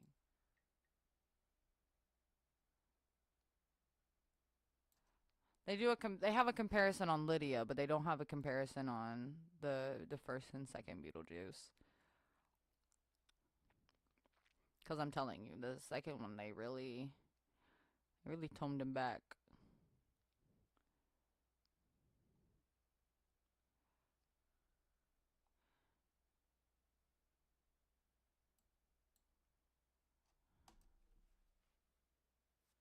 And of course, it shows up a small fucking picture. Asshole.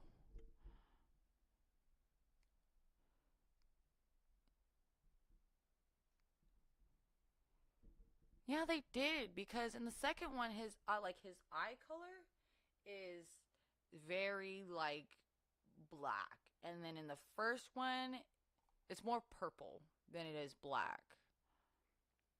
Yeah, and the first one, it's like straight purple. Like if you really look at it, it's got purple around his eyes. So I don't know why in the second one they went for just straight black around his eyes. Yeah, it's so weird. Huh. Yeah. No, in the first one he has purple around his eyes, and then in the second one he's black. Hmm. What's that? The second one.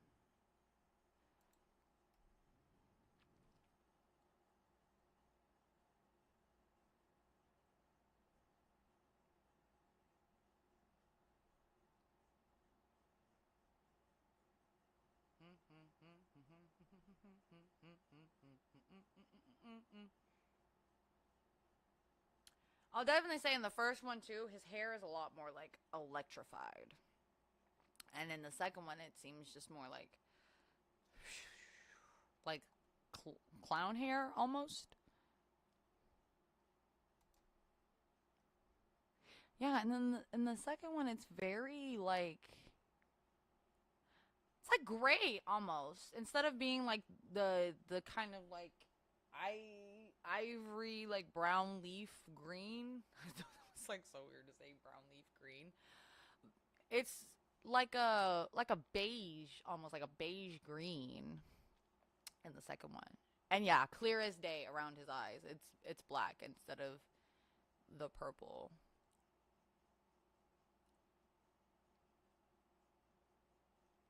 Mm. Mm-mm-mm. I never thought Tim Burton would change up. Oh, but he did.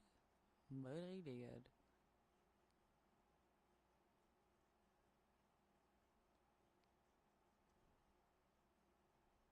Yeah. That was weird. You, but that's what happens when you go back and you watch it. You notice the little things. I really am interested in as to why they changed his makeup like that. I knew something looked different about him. I knew he looked very different from the first one. And you can't say it's because of like an age up, because Beetlejuice ain't supposed to age. He dead. Which I don't know why this man waited so long to do a sequel. I mean, had he not waited this long, then Jenna Ortega wouldn't have been able to be a part of it. And they probably, I mean, I'm sure they still could have done the whole Lydia's daughter. I don't know who would have played her daughter, but I'm sure they could have found somebody like the 2000s to have done it. But yeah, they probably should have done the sequel like in the 2000s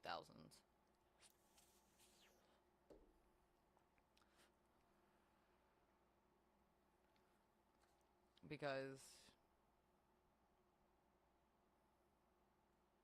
I mean, like I said, he ain't supposed to age. He's dead. Like you ain't supposed to be aging. There's no other way to put it. So you can't say, "Oh, it's just because Beetlejuice has grown." He fucking can't.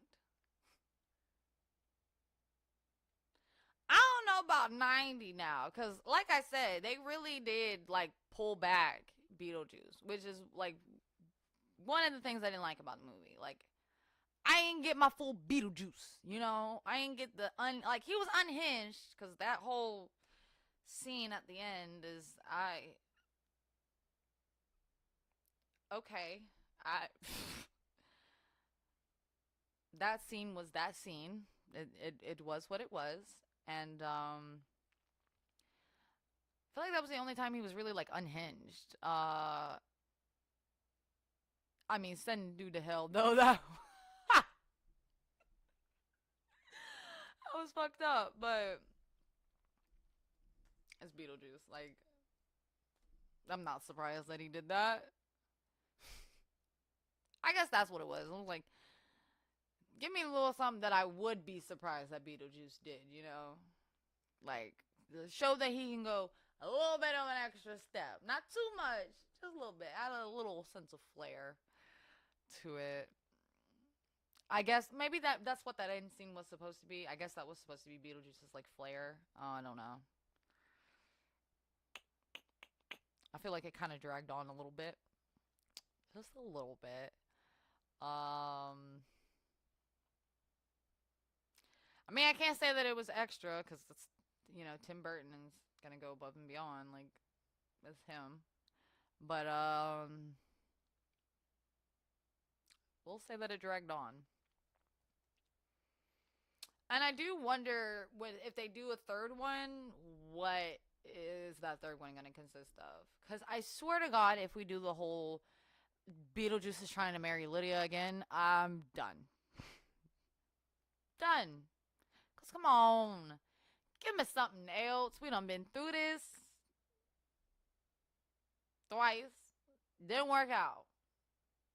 And I guess it would have been, it still would have been too obvious if it would have been Beetlejuice was trying to marry the daughter. But, why didn't Homeboy do that? To be in the land of the living again. Why didn't he just marry Astrid? Or is that only like Beetlejuice's implication? So this is what I mean by the rules of death in these in Tim Burton's movies are not applied like with sense, I guess, because it's like what are the rules here? I don't get it. Like the only way for him to be back in the land of living was to switch her soul. That's what it was. He's sold her soul to get his soul out, and but like Beetlejuice's whole thing was to be out. He'd have to be married. Maybe that's what it. Maybe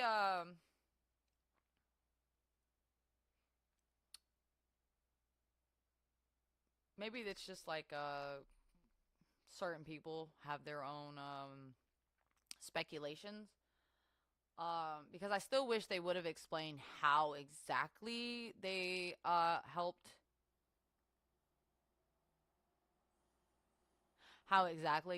Adam and Barbara cross over, because obviously going by the first one, they were supposed to be stuck on Earth for 125 years, and somehow, some way, uh, Lydia was able to find a loophole through that, and they were able to cross over. So then my thing would be, why wouldn't Beetlejuice enlist Lydia's help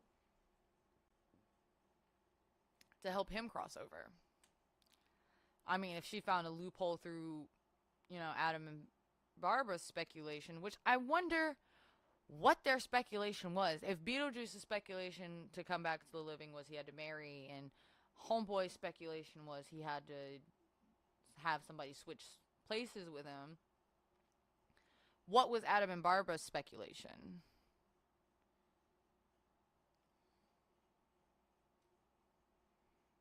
Did they have to, like, it couldn't be that they had to push somebody off a bridge because they couldn't leave the house. So,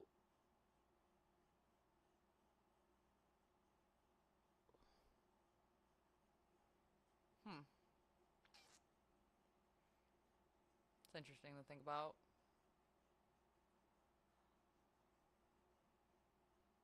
But then again, going back to, if she was able to find a loophole through whatever speculation they had, if they even had one, because again, Tim Burton didn't lay out the rules here. We're just piecing the shit together. Uh, why wouldn't she? Why wouldn't she have been able to find a loophole out of Beetlejuice's? Oh, why wouldn't you even ask her? Like, why would you go back to the whole, like, trying to marry her thing? Like, why wouldn't you be like, hey, help me figure out my shit, and I can help you out? But no, we just go back to the whole marrying thing. And then two, how the hell was Dolores dormant this whole entire time? Like, you can't really tell me that it took that long for somebody to come across with an electric polisher, mop polisher, whatever, and just that's when she magically is back and she wants Beetlejuice. Like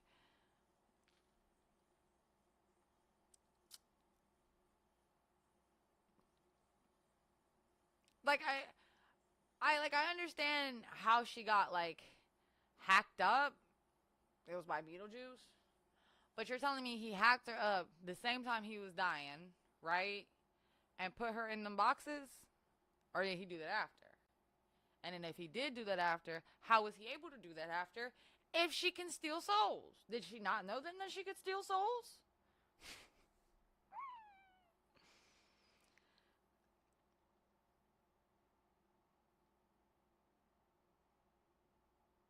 I'm just trying to think of, like, one, how was she dormant this entire time? Two, how the fuck did she get in the boxes? And three, yeah, why didn't he just ask her, like, to find a loophole for him? She can find loopholes. I mean, somehow. And then, see, this was my question that I was thinking about earlier, but I didn't want to say because I didn't want to spoil the movie. So they were able to enter the house, but they couldn't leave the house. If they left the house, they would end up on, like, Saturn and shit. So my question is, when Delia, spoiler, when Delia died in the second one, why was she immediately like transferred to the afterlife?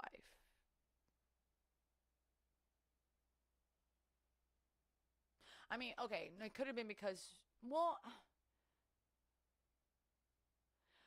no, she didn't think about Charles being in the afterlife until she was in the afterlife.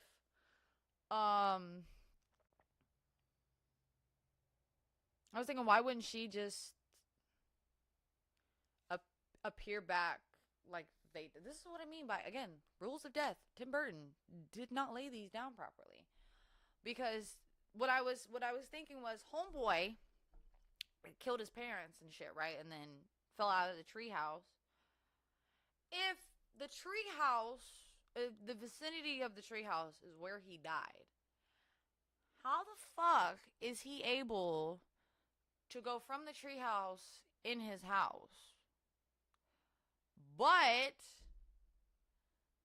the Maitlands died on the bridge, but they couldn't leave their house. See, okay, hold on. Let's really break this down right now. Let's really think about this. So, homeboy that killed his parents in the house, and then climbed up the treehouse, and then somehow fell out the shit. It wasn't really explained how the fuck he fell out, but he fell out the shit. I think broke his neck or some shit.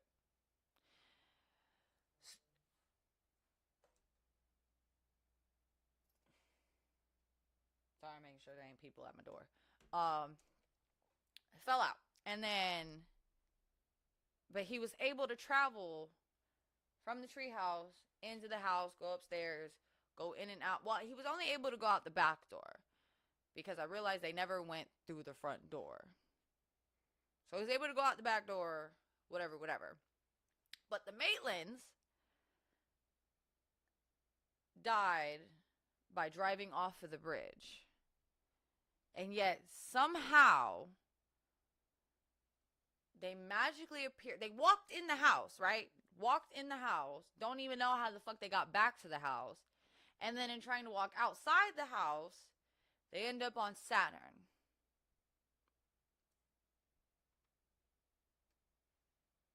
Though they died outside the house.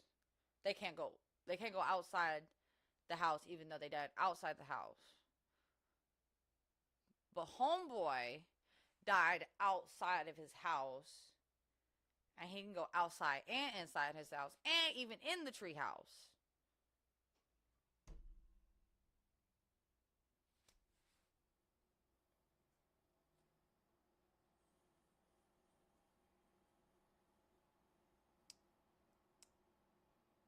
And then when Delia dies, she goes straight to the afterlife. So what the fuck are the what the fuck is the rules here? Because again, she couldn't have died, and then like her being in the afterlife because she's looking for Charles, because again, she didn't even think to look for Charles until after she realized she was in the afterlife. Which then, when she couldn't, I think it was like when she couldn't find Charles or something, or she realized that she was in the afterlife, the first person she called was Beetlejuice. And so I'm just trying to understand why she didn't appear in the house. Because she died on the property.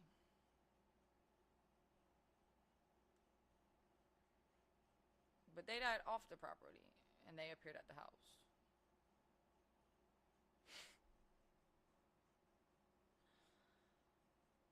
And then the whole caseworker thing.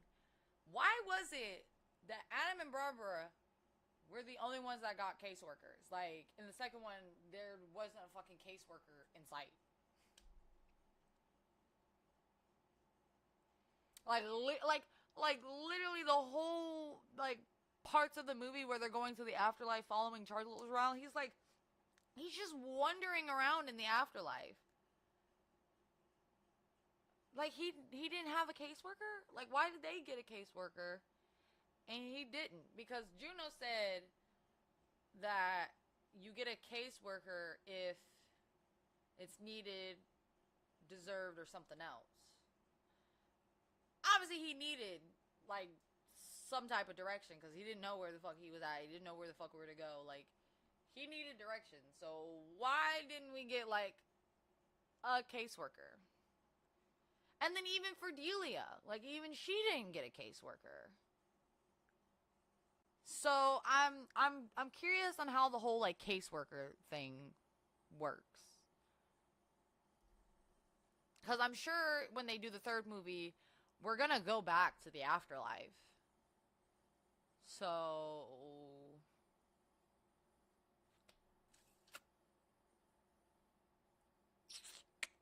and then that's my, and then I was upset about that. That they changed the receptionist from Miss Argentina to the hot dog girl. Why the hell would you get rid of Miss Argentina? Like, she was iconic too. I was upset about that. So upset about that. Loved me some Miss Argentina.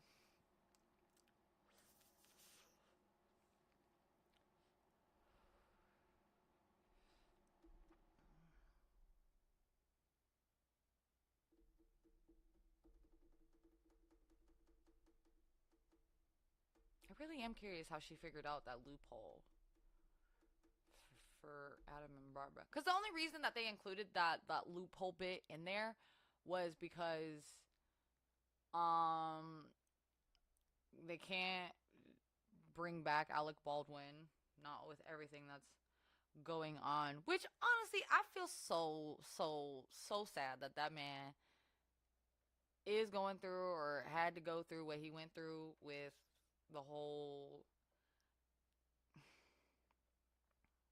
That. That was a shame. That wasn't that man's fault. That man shouldn't even have been faulted for that. And I hate the people that say, well, he should have checked it. He's not the fucking prop master. It's not his job to check it. Like, and he's not supposed to think, oh, maybe there's a live bullet. And like, does, oh my God. I've had to use a prop gun before. I don't want to put that out there. I've had to use a prop gun before. And not once did I ever have to think there might be an actual live bullet in here, because I was taught how to use the gun. I was taught like what the bullets were, and so I knew that there was no. The only person that could get hurt from using this was me, and the only reason why I was the one that could get hurt from it was because.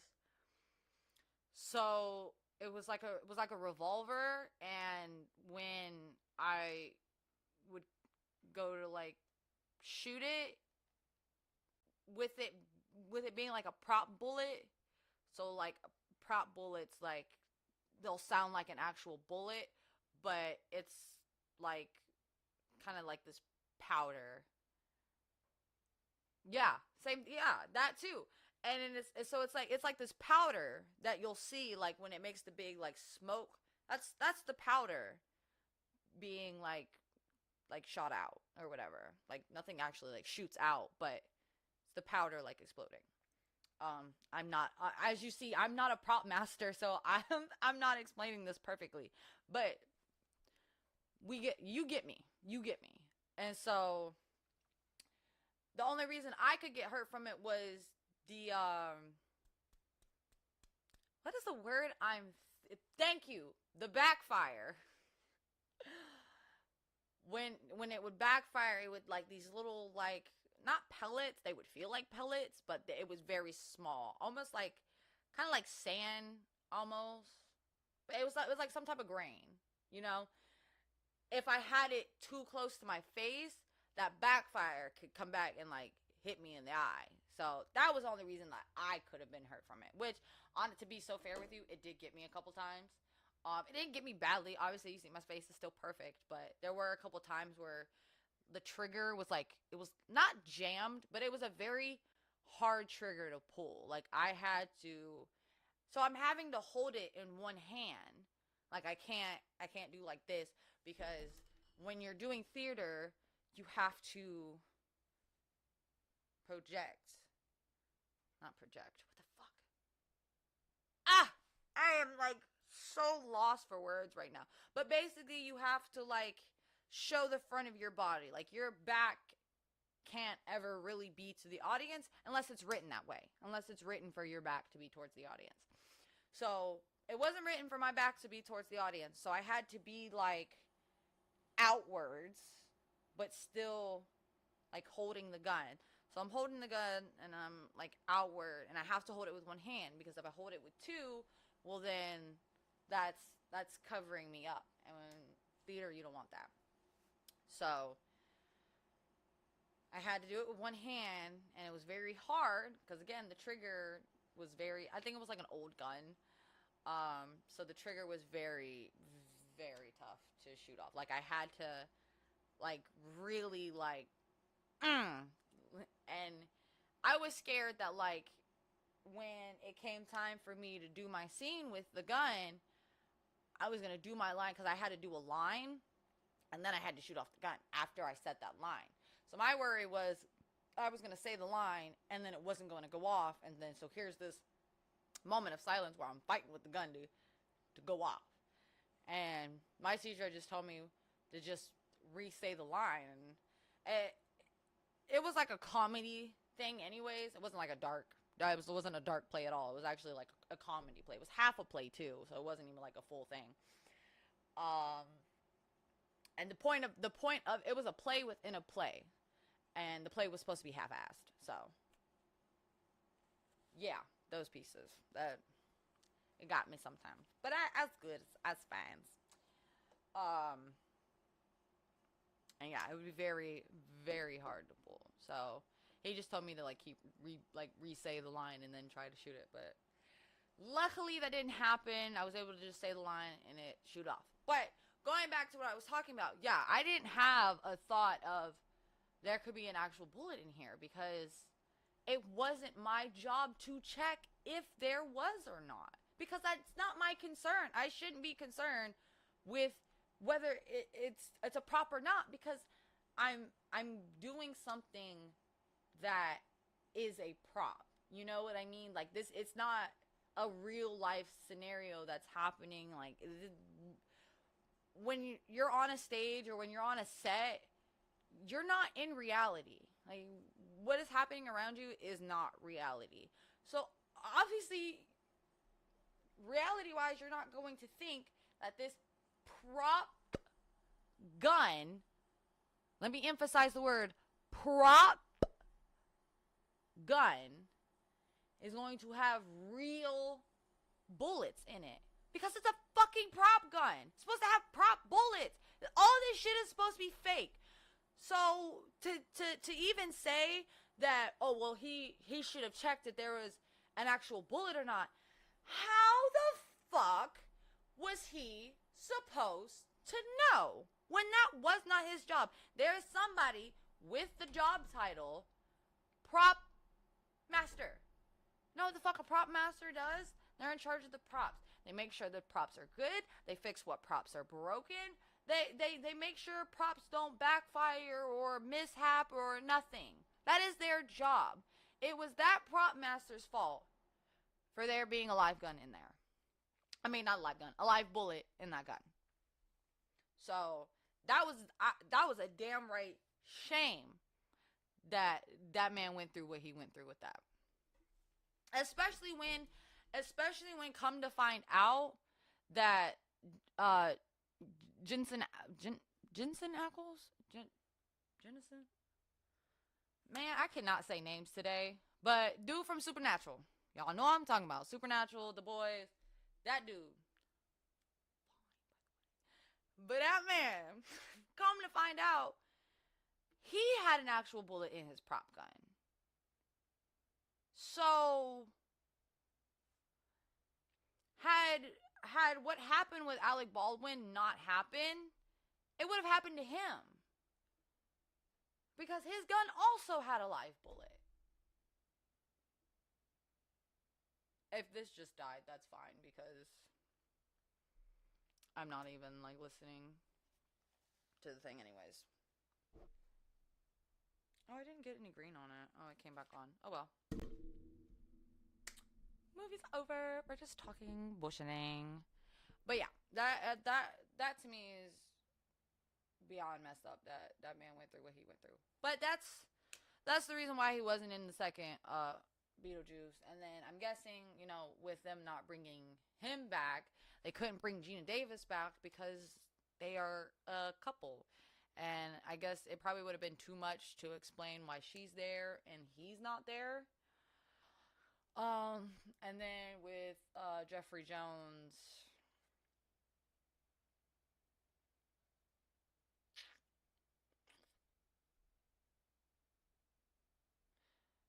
I'm sure y'all know why he didn't come back.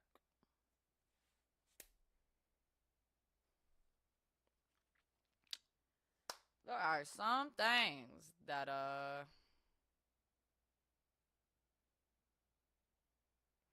it could have been, but actually no. It honestly could have been a hit on Jensen Ackles because it was him that was supposed to be in the scene with Alec. He was the one that Alec Baldwin was supposed to be pointing the gun at.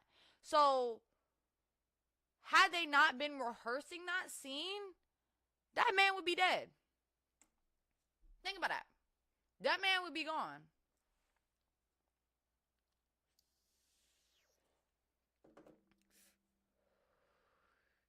Somebody was. I think there's a chance that somebody was setting both of them up because both of their guns had a live bullet in it. So somebody did that with the chance of one of them were going to be hit.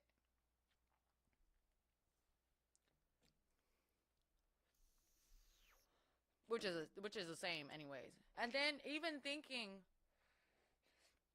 back to Brandon Lee, like I think it's I mean honestly I think it's a shame, but I also understand that they use the scene of him getting shot, like the scene that's in the movie is the actual scene of him dying, like, and yes, it's messed up, but you also have to think.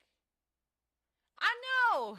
Soldier Boy, man, that motherfucker as Soldier Boy is so I don't give a fuck.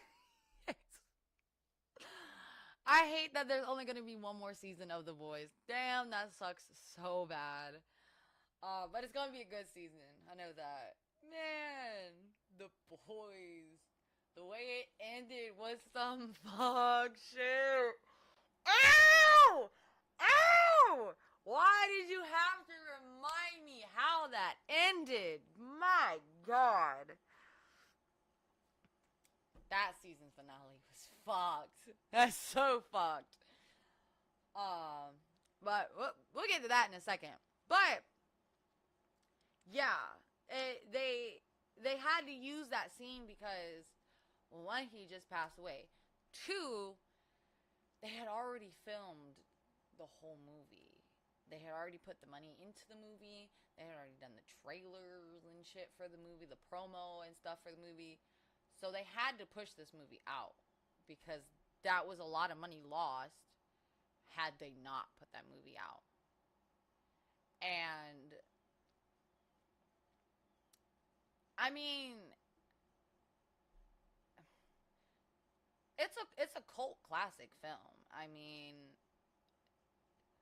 I think I think it was also a way to honor him because I mean, how fucked would that be that this man literally died for this job and we're just gonna scrap it because he died? Like, I get both sides of it, but you also have to basically give him his dues. Like, he put the work in for this movie, literally died for this movie.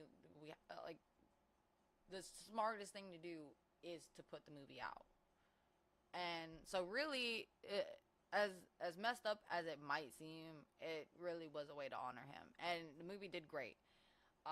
Now the new one that came out, I ain't seen it. I don't think I want to see it. Uh, I don't want to see it. In the like, just because I want the Crow to stay in his image. It only seems rightfully so. Like, there's so many other movies that you could have remade, rebooted, re whatever. And a lot of movies today need to be left alone. Like, The Crow should have just been left alone. There did not need to be a remake to it, reboot, whatever the hell you want to call it. It should have just been left alone. Um, there's a lot of movies that they keep redoing that just don't need to be redone. Like the reboot to Harry Potter that they're doing. Like,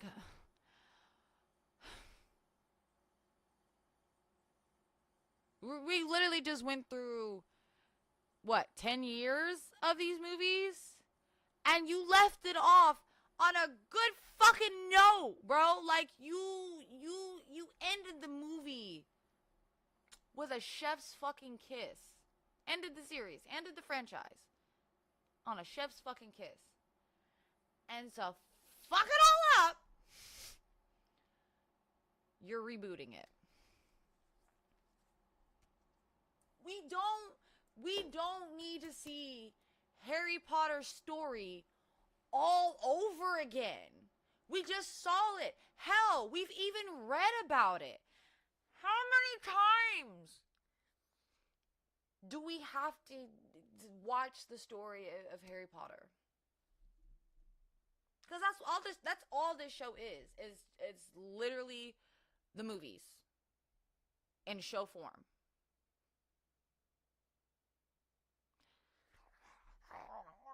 So fucking bitch. Why? Just like, fucking what other? Just like, so they're this I don't understand. So they're doing a spin-off of Once Upon a Time, but it has nothing to do with Once Upon a Time.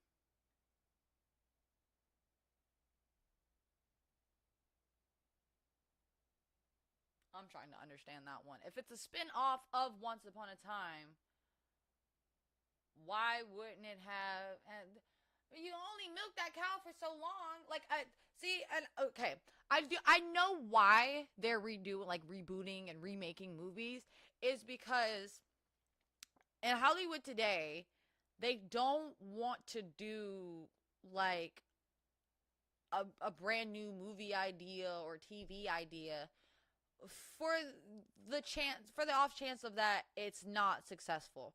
They don't want to put money into something that there's not a chance of it being successful or not. Which is the reason I thought that they did test runs and stuff. Like they show it to an audience first and they see how that audience likes it.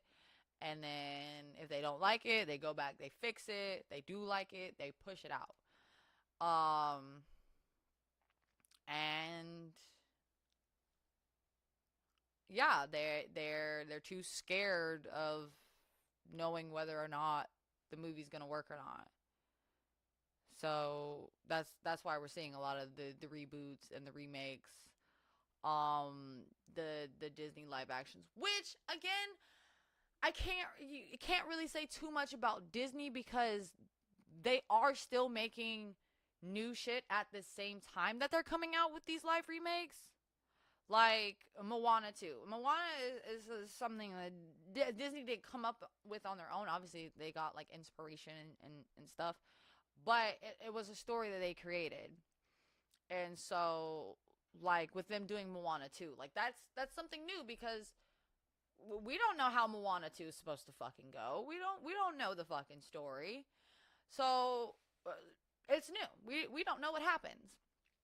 But then they're still coming out with like the Moana live action, which I Don't understand why they're coming out with that live action this early, because it literally came out, what, 2010?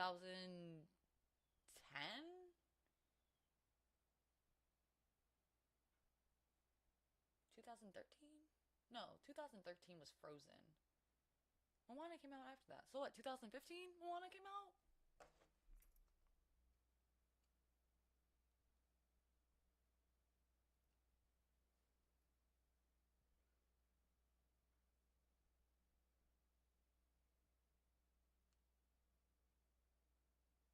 2016. So 2016 to 2024, yeah, for them to already be doing a live action is, and I know why they're doing live action. Everybody knows why. It's because of the Rock. Sorry, it's because of the Rock. It's because of Dwayne Johnson.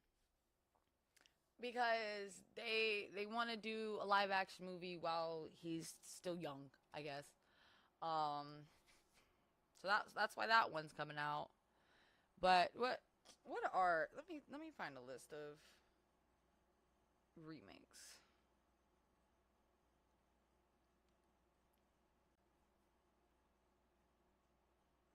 Oh, so I'm sure y'all have heard that Blade. I'm sure y'all heard that Blade has been pushed back indefinitely.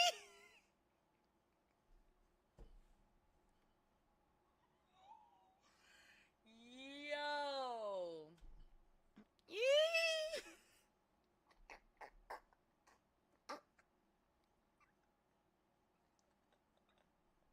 That's not funny. I'm sorry. That poor man. I'm sure there's no way they're really gonna do that man dirty like that. mm. It's not that I hate him, because there was a time where I, I thought The Rock was funny, like, but it's now coming to see every role that he does is the same as the last one. Like, there's no character. It's just The Rock.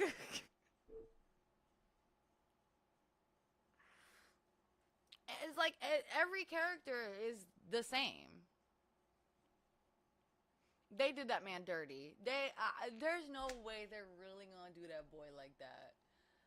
Man, y'all can't give him this hope that he about to play. See, and that's why I say there's no way they're about to do it, because Fox already did that shit to Channing Tatum when they told him that he was gonna be able to play Gambit and shit, and that's why Ryan Reynolds had to do it. So I don't think Ryan's gonna be that dirty to that man, because he obviously he's seen what it's like to be promised something and then that should just be taken away from you. So I don't think Ryan's really gonna be like that. There's no way.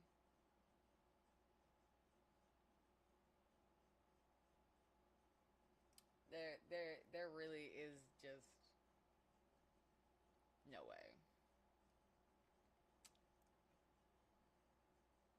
Um, I asked for remakes. The only reason I'm watching that is because of Chris Evans. I can tell you that right now. That is the only reason I'm watching Red One is for Chris Evans. But I will say I am excited. Well, I don't know about excited, but I am interested to see the Fantastic Four remake that's about to be done, because Pedro Pascal is fine. Also, Joseph Quinn. I don't know if y'all watch Stranger Things. Let me stop. Nah, I cried. Oh, Eddie! Eddie! They had to do my boy. But I digress. Fantastic Four might be a good movie. That might be a good movie coming out. Because I will say the one they did with Miles Tiller and Michael B. Jordan.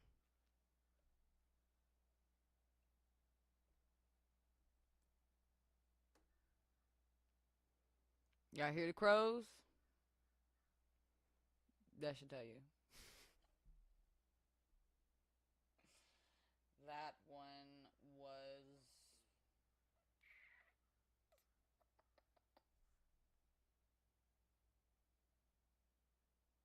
I don't like that they switched that.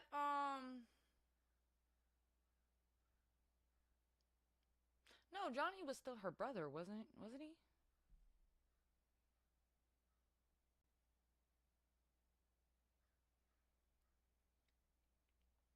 Don't get me wrong. I love uh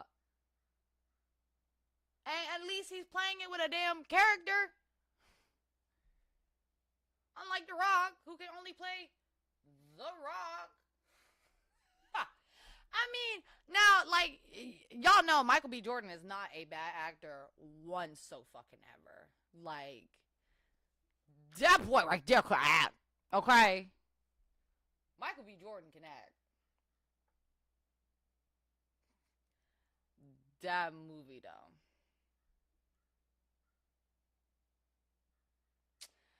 Maybe it would have been better if they would have redone, like, the Fantastic Four, the, like, Silver Surfer or some shit.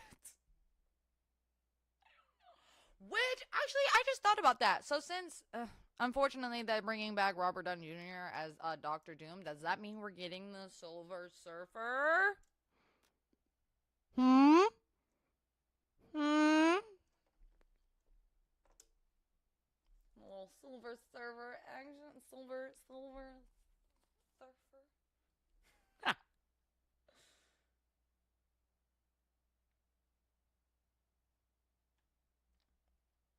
Honestly, I'm about to ask ChatGPT because what are some remakes or reboots coming out?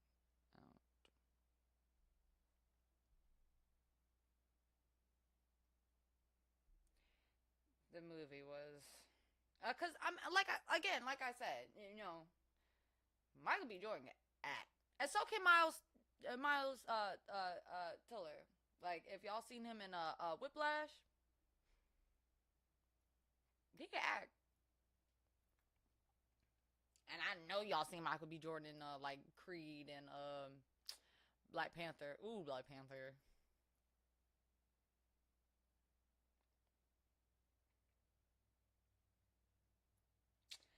Um, I'm trying to find a list of reboots that are like reboots and remakes that are coming out, and it's already giving me the ones that have already came out. Obviously we know about Beetlejuice 2, The Crow we just talked about, Beverly Hills Cop. I've seen that one. I've seen the new Beverly Hills Cop. Oh, we're getting two. Oh my god! We're getting two.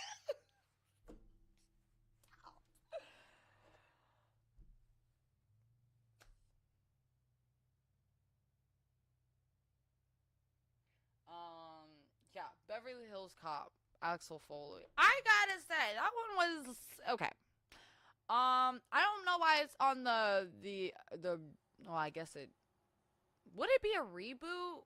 Cause they're not really like it's still the same story of Axel Foley. It's just now it's like the new general like daughter and shit.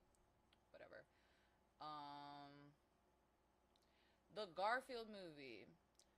I didn't watch that reboot because I watched the trailer and Garfield was just it was just Chris Pratt. Like there was no like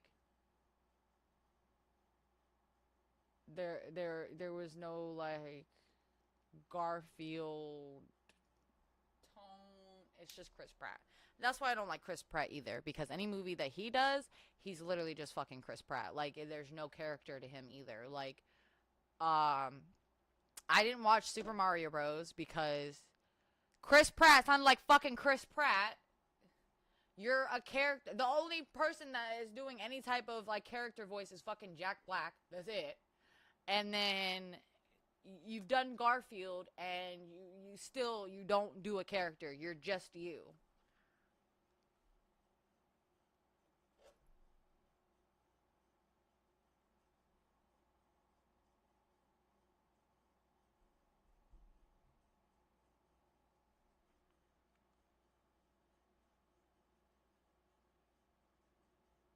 I'll stand on that hill to the day I motherfucking die. I do not like Chris Pratt.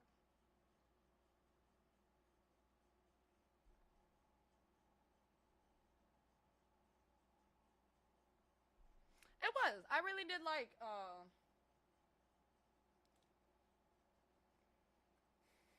I really did like it. It was really good.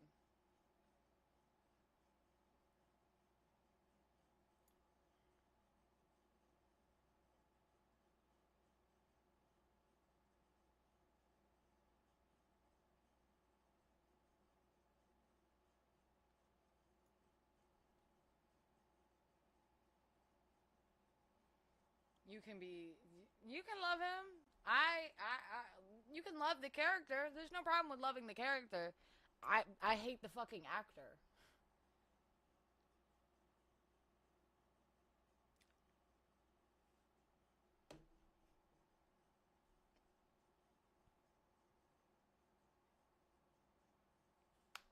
They're remaking Little Shop of Horrors. Come on, leave shit alone. Leave shit alone.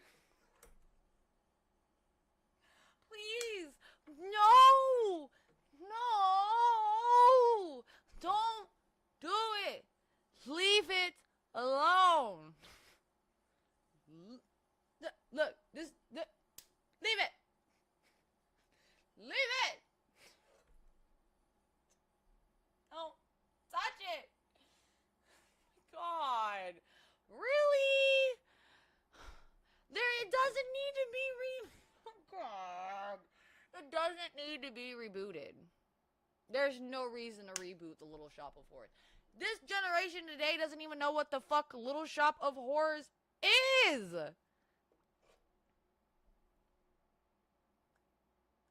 That was the choreography I made up too. Was Little Shop of Horrors. Check it out on my backstage. I'm just kidding.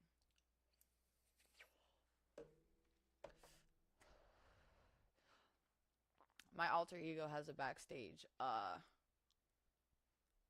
profile where you can see that performance of us doing Little Shop of Horrors.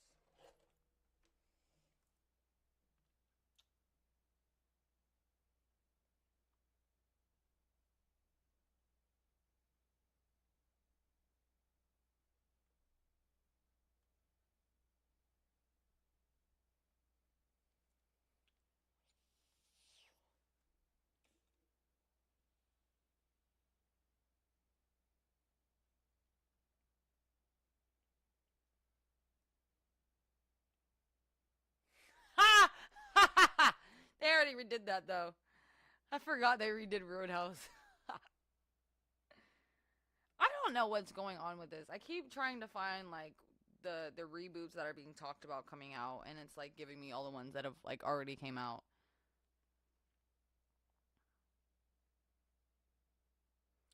I did not ask for a video game remakes. No, I didn't. We'll look at 2025 because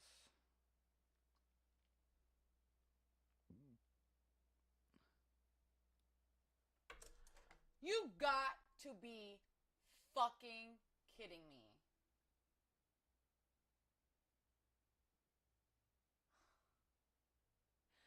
Y'all gonna be mad about this one.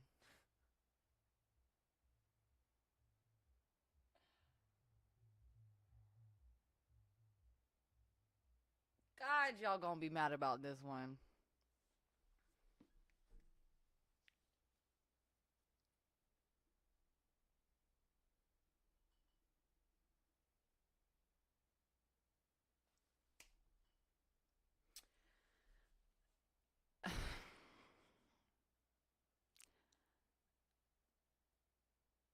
They're re- they're rebooting Friday the 13th.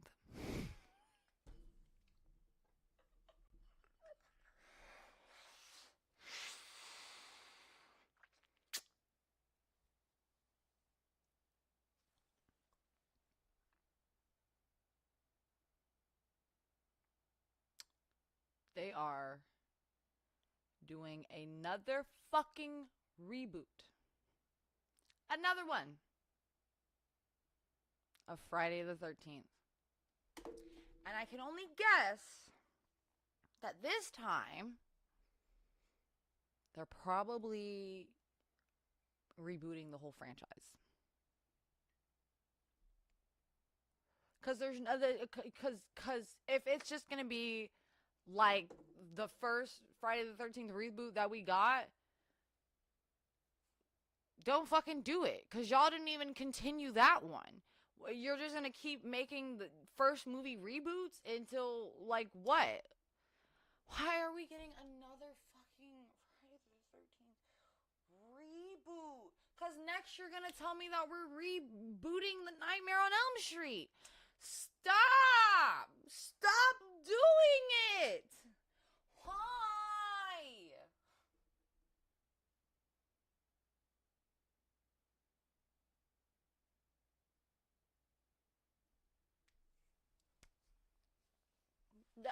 Look.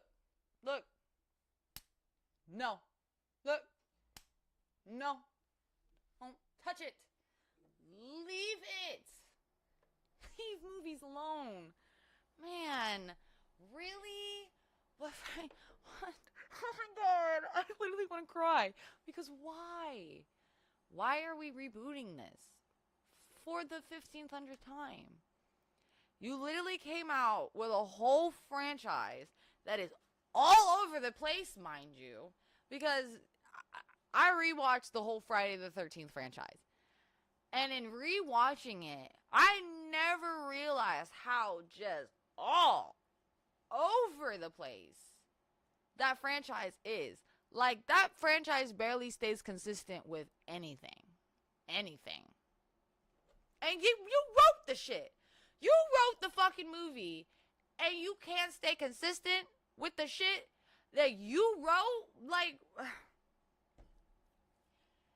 Anyways, I digress. Here's another bullshit one for you. We have another fucking Saw movie coming out. What? This is like 11, 12? I don't even know what the fuck the storyline is anymore. What the fuck? Is this motherfucker not dead? I thought this motherfucker had cancer. What is happening? How has he been alive for this long? Wasn't he supposed to be dead by like the fifth movie? The fifth or fourth movie? Wasn't he dead? Why? Why? Why? Leave it. End the franchise. Just end the shit. I swear to God, this motherfucker had cancer, and it was uncurable cancer. They told his ass, you are going to die. I thought he only had, didn't he have like 6 months left or some shit? How are we on the 11th fucking movie? How much revenge does this man need? Or what? Are we just passing on the fucking torch? I thought we already did that shit too. Yeah, I'm pretty sure during that franchise they passed the torch off to somebody else, and then they just went right back to this motherfucker. Again, is he not supposed to be dead? I'm really confused. And then they're redoing Superman. I do whatever the fuck you want with Superman. Y'all was wrong to do what y'all did to Henry Cavill. But y'all gonna learn today. Y'all gonna motherfucking learn.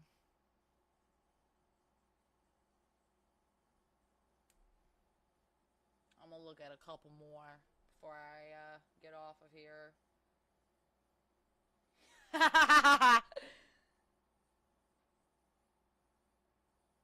Y'all probably already know about this, but they're rebooting Jurassic World.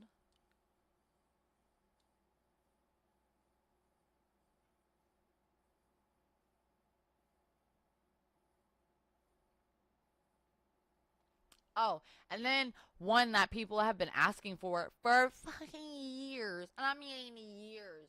Years we have been asking for this movie. Next year we may finally get our Constantine 2. Is it Constantine? It's Constantine, right? It's not Constance. I can't even say it. Constantine. No, it's Constantine, right? Yeah. It probably is pronounced Constantine, but I no, it's Constantine. Constantine.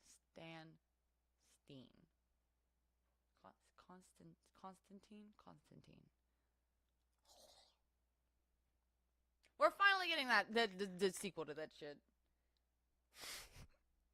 Don't make fun of me. I know I fucked it up. At least I can admit I fucked it up.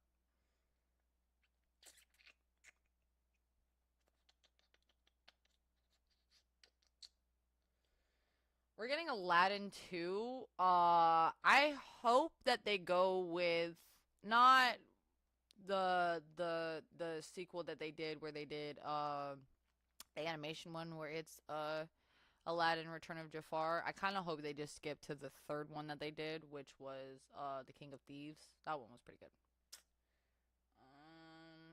Snow White. I'm not watching that shit because I really just don't like how like Rachel Zegler talked down on the movie. I don't like that the dwarfs are CGI. I feel like there there were plenty of like actors who have dwarfism that you could have asked. I know Peter Dinklage didn't want to do it, but again, there was other actors. I just felt like this was the time for you to give proper what is it representation, and you just wow. So yeah, I don't like that she talked down on the movie, and then I don't like that they CGI'd the dwarves like they're not actual people with dwarfism. So yeah, I feel like people with dwarfism don't get proper representation. Anyways, yeah, I was just looking. I saw Sherlock Holmes 3. Um, yeah, I that was really bad on Disney's part for not giving them proper representation like that. But yeah, we got Sherlock Holmes 3. Even though the last Conjuring movie, The Devil Made Me Do It, that was supposed to be the last one, we're getting another Conjuring. We're getting another 3-hour Avatar movie. There's that. Um.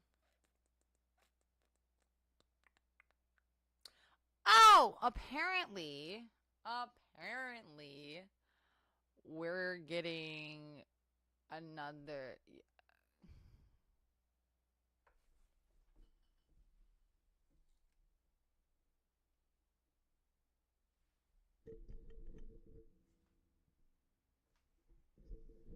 I'm gonna leave that at that. Um. Apparently, we're getting another Final Destination movie, which I don't know how they're gonna do that with them kind of like wrapping up the Final Destination movies. You know what I mean? Like looping them in with each other. So like literally, you can watch the fifth one and then work your way down. Actually, you know what? I'd have to rewatch them to see how like it would work. We're getting the Wolfman.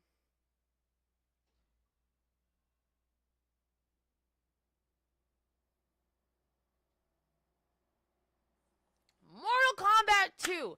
Man, I cannot tell y'all how excited I am for Mortal Kombat 2 because the okay, that that that reboot, that's one of the best fucking reboots ever because I've seen the OG Mortal Kombat. Obviously, the like the CGI and like the writing of the what clip what moment.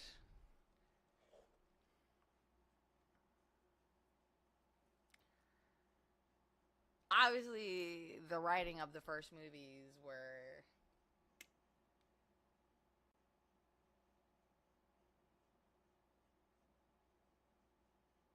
iffy. So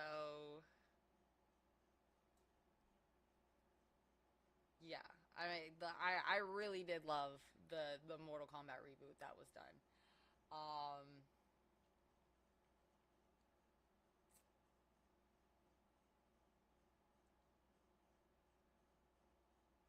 Hold on, I gotta go back.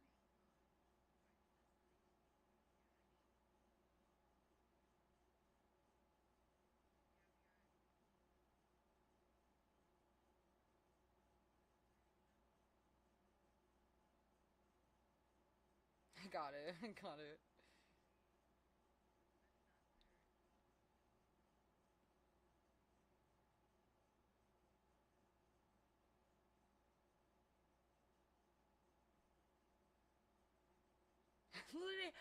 literally, I literally have a shirt on that says "How to Summon Candyman," which is a fucking demon. Okay.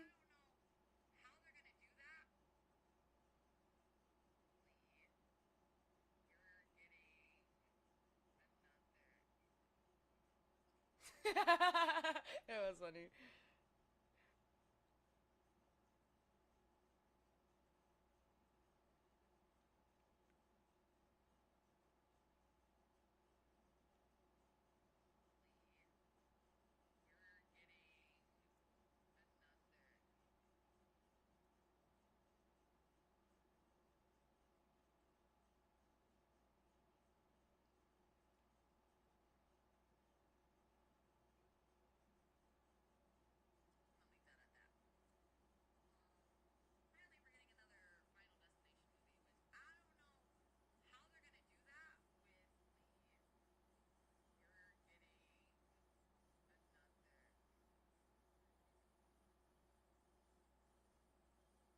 Okay, I clipped it.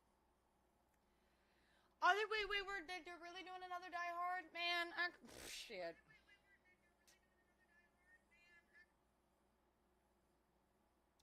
Man. Anyways, like I was saying about Mortal Kombat 2, I'm really excited for Mortal Kombat 2 because now I think this Mortal Kombat, they're bringing Jade. Jade is my all-time character.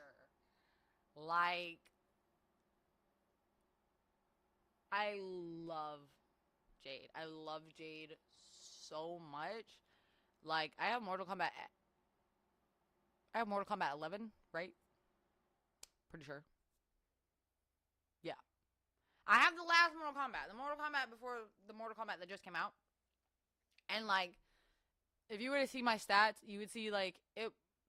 Jade should be my number one character, but it also could be Melina. But I'm pretty sure it's Jade though. I'm pretty sure Jade is like my top character.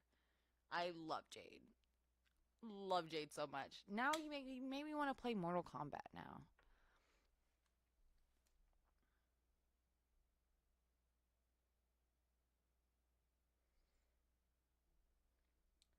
I might do that one day. That might be a stream I do. Just playing Mortal Kombat.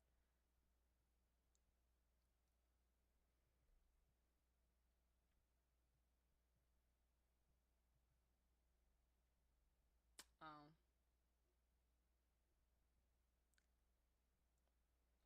yeah, I'm not finding a lot of other reboots that they're doing. Sorry, you're about to hear really loud music, and that's just my partner getting home.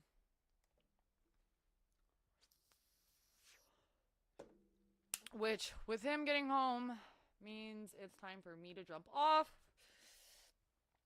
because I'm taking up the office space. So, um, also because he's about to come in here and play on the headset, and as entertaining as that would be for you guys to watch, he fucking he he hits shit a lot.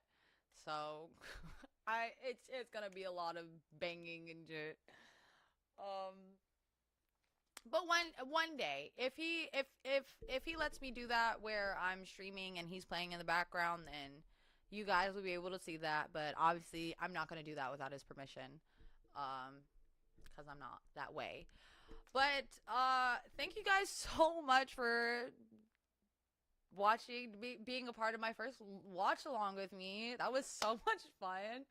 I'm excited for Sleepy Hollow. Actually, You know what's gonna be so crazy is that tomorrow is actually gonna be a double feature because I want to get as many movies as I can. And I was gonna do a double feature today, but I got started so late, of like fucking with his music and stuff. And when he gets in here, I'm gonna see if he can figure out the music and shit. Cause I feel really bad that like I can't play the movie like at all. Like I can't show it. I can't play the sounds of it. Like I know I can probably play like clips of it, but then that's me having to like switch the audio so you can hear parts of it. And then I got the timer going, and then I'm having to stop the timer.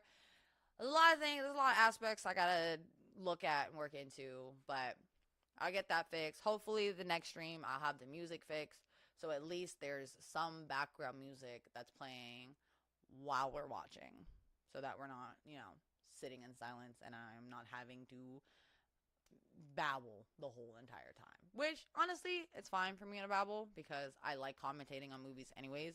I like pointing out the shit that people aren't really paying attention to. And such and such. So yeah, tomorrow most likely a double feature, meaning we're gonna start early. Uh, Probably with it being a double feature. Let's see.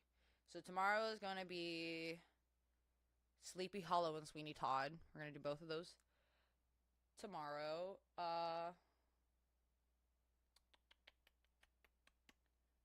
I'm just looking to see what the run times of those are, so I can better gauge of when to start. So, well, let me give you all the rundown for the week. So tomorrow is supposed to be, Sleepy Hollow and Sweeney Todd. Oh, and then we're doing Edward Scissorhands and Dark Shadows. So that's Tuesday. Wednesday is Edward Hands and Dark Shadows. And then Thursday, being Halloween, will be Corpse Bride and The Nightmare Before Christmas.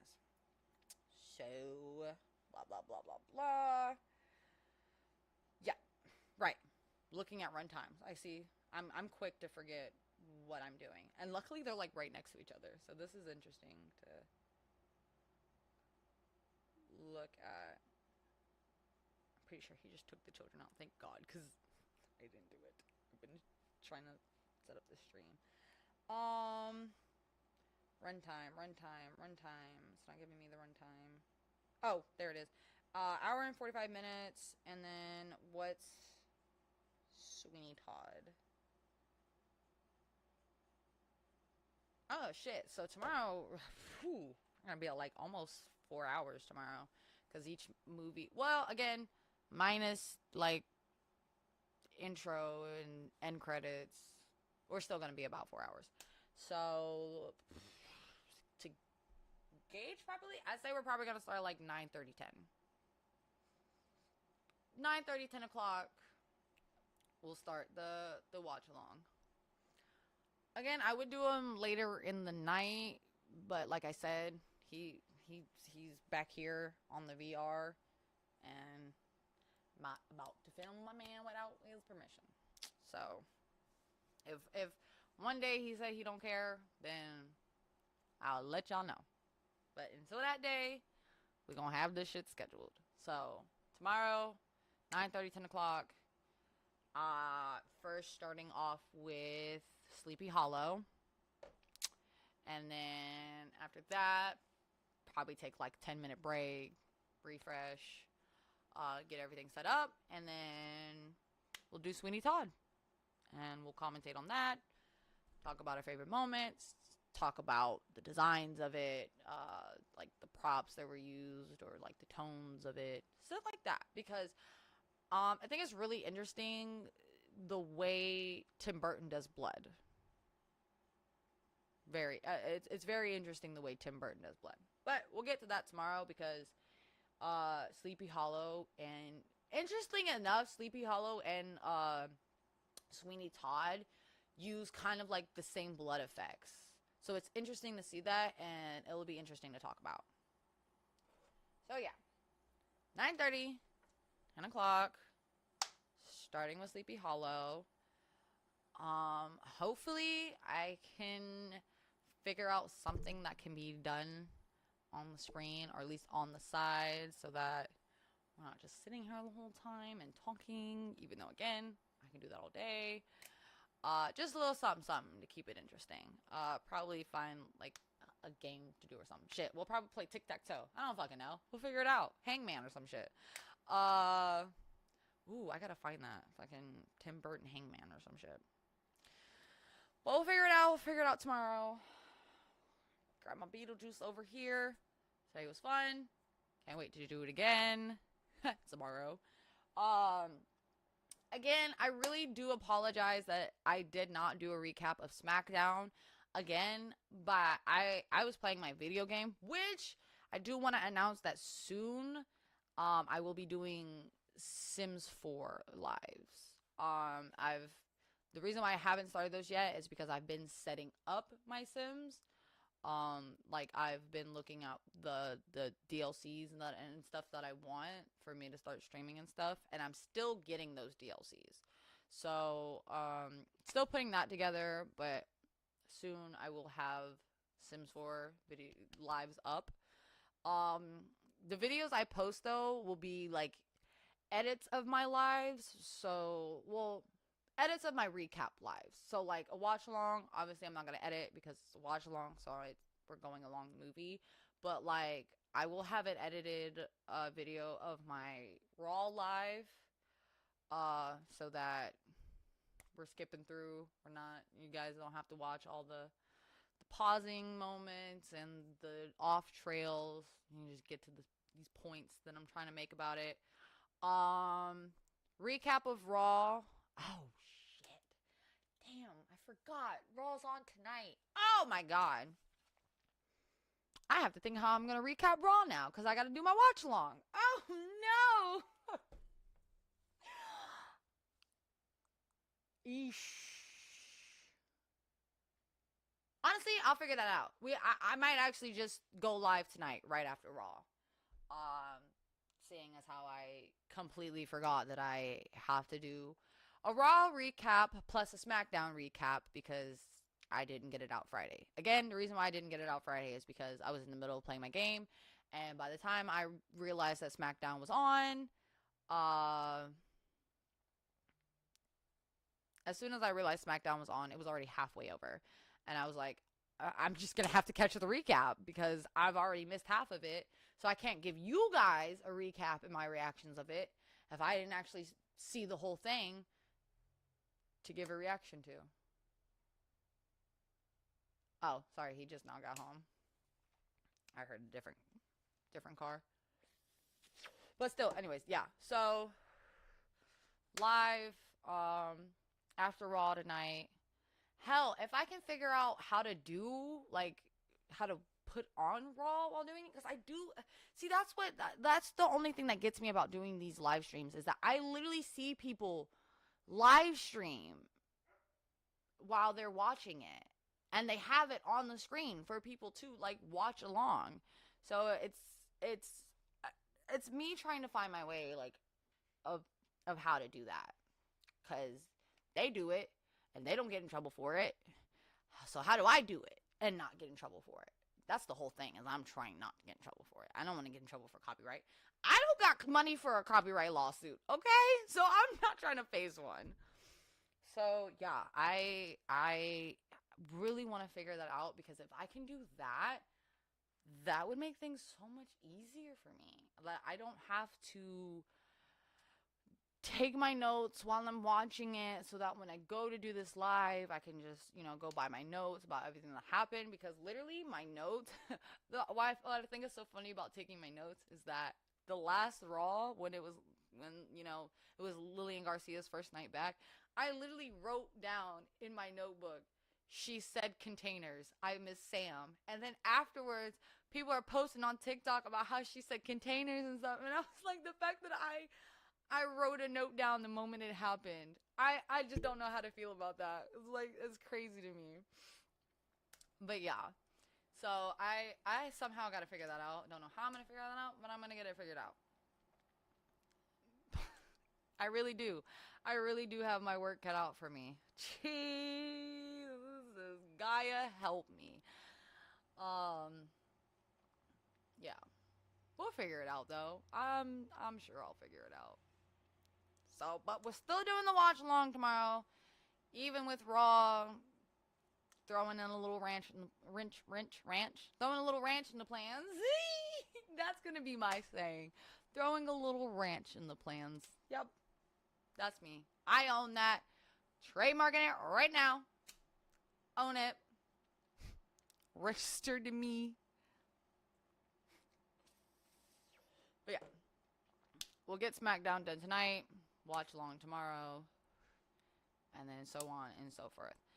What's crazy is that after Halloween, it's still gonna be Halloween. On this channel, it's Halloween 24/7, or at least spooky vibes all year round. My personality is Halloween.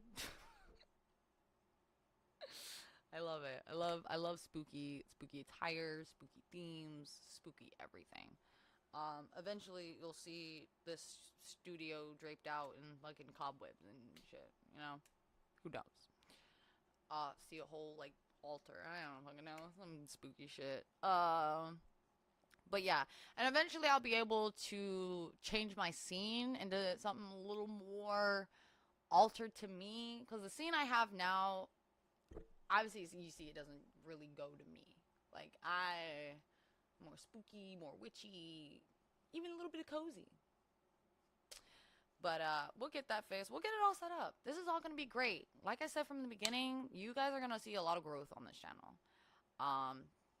So we're gonna be growing together. This is gonna be a bonding experience. Okay. Linked for life. Okay.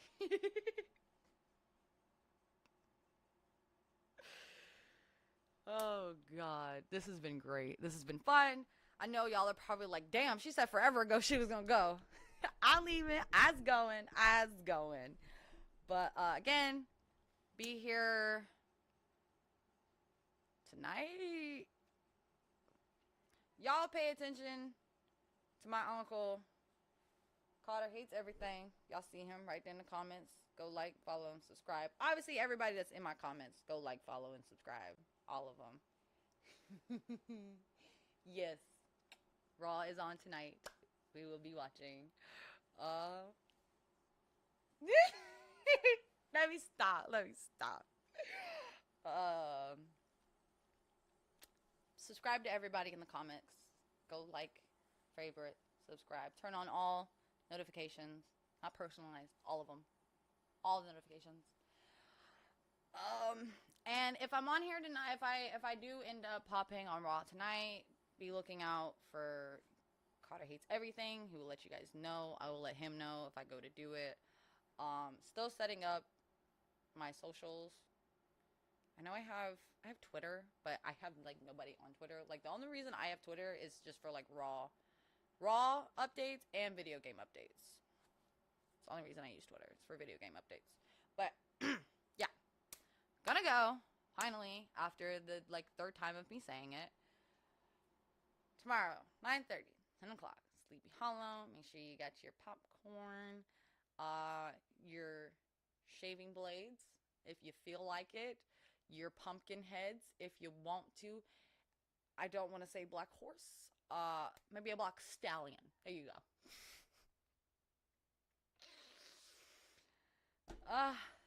Keep your heads, guys, because tomorrow we just might lose them. Thank you guys so much for watching. Joining live, watching the replay. Do like, favorite, subscribe. I don't have a way to set up donations yet. I don't have like a Cash App or anything, so I have to set that up. If you guys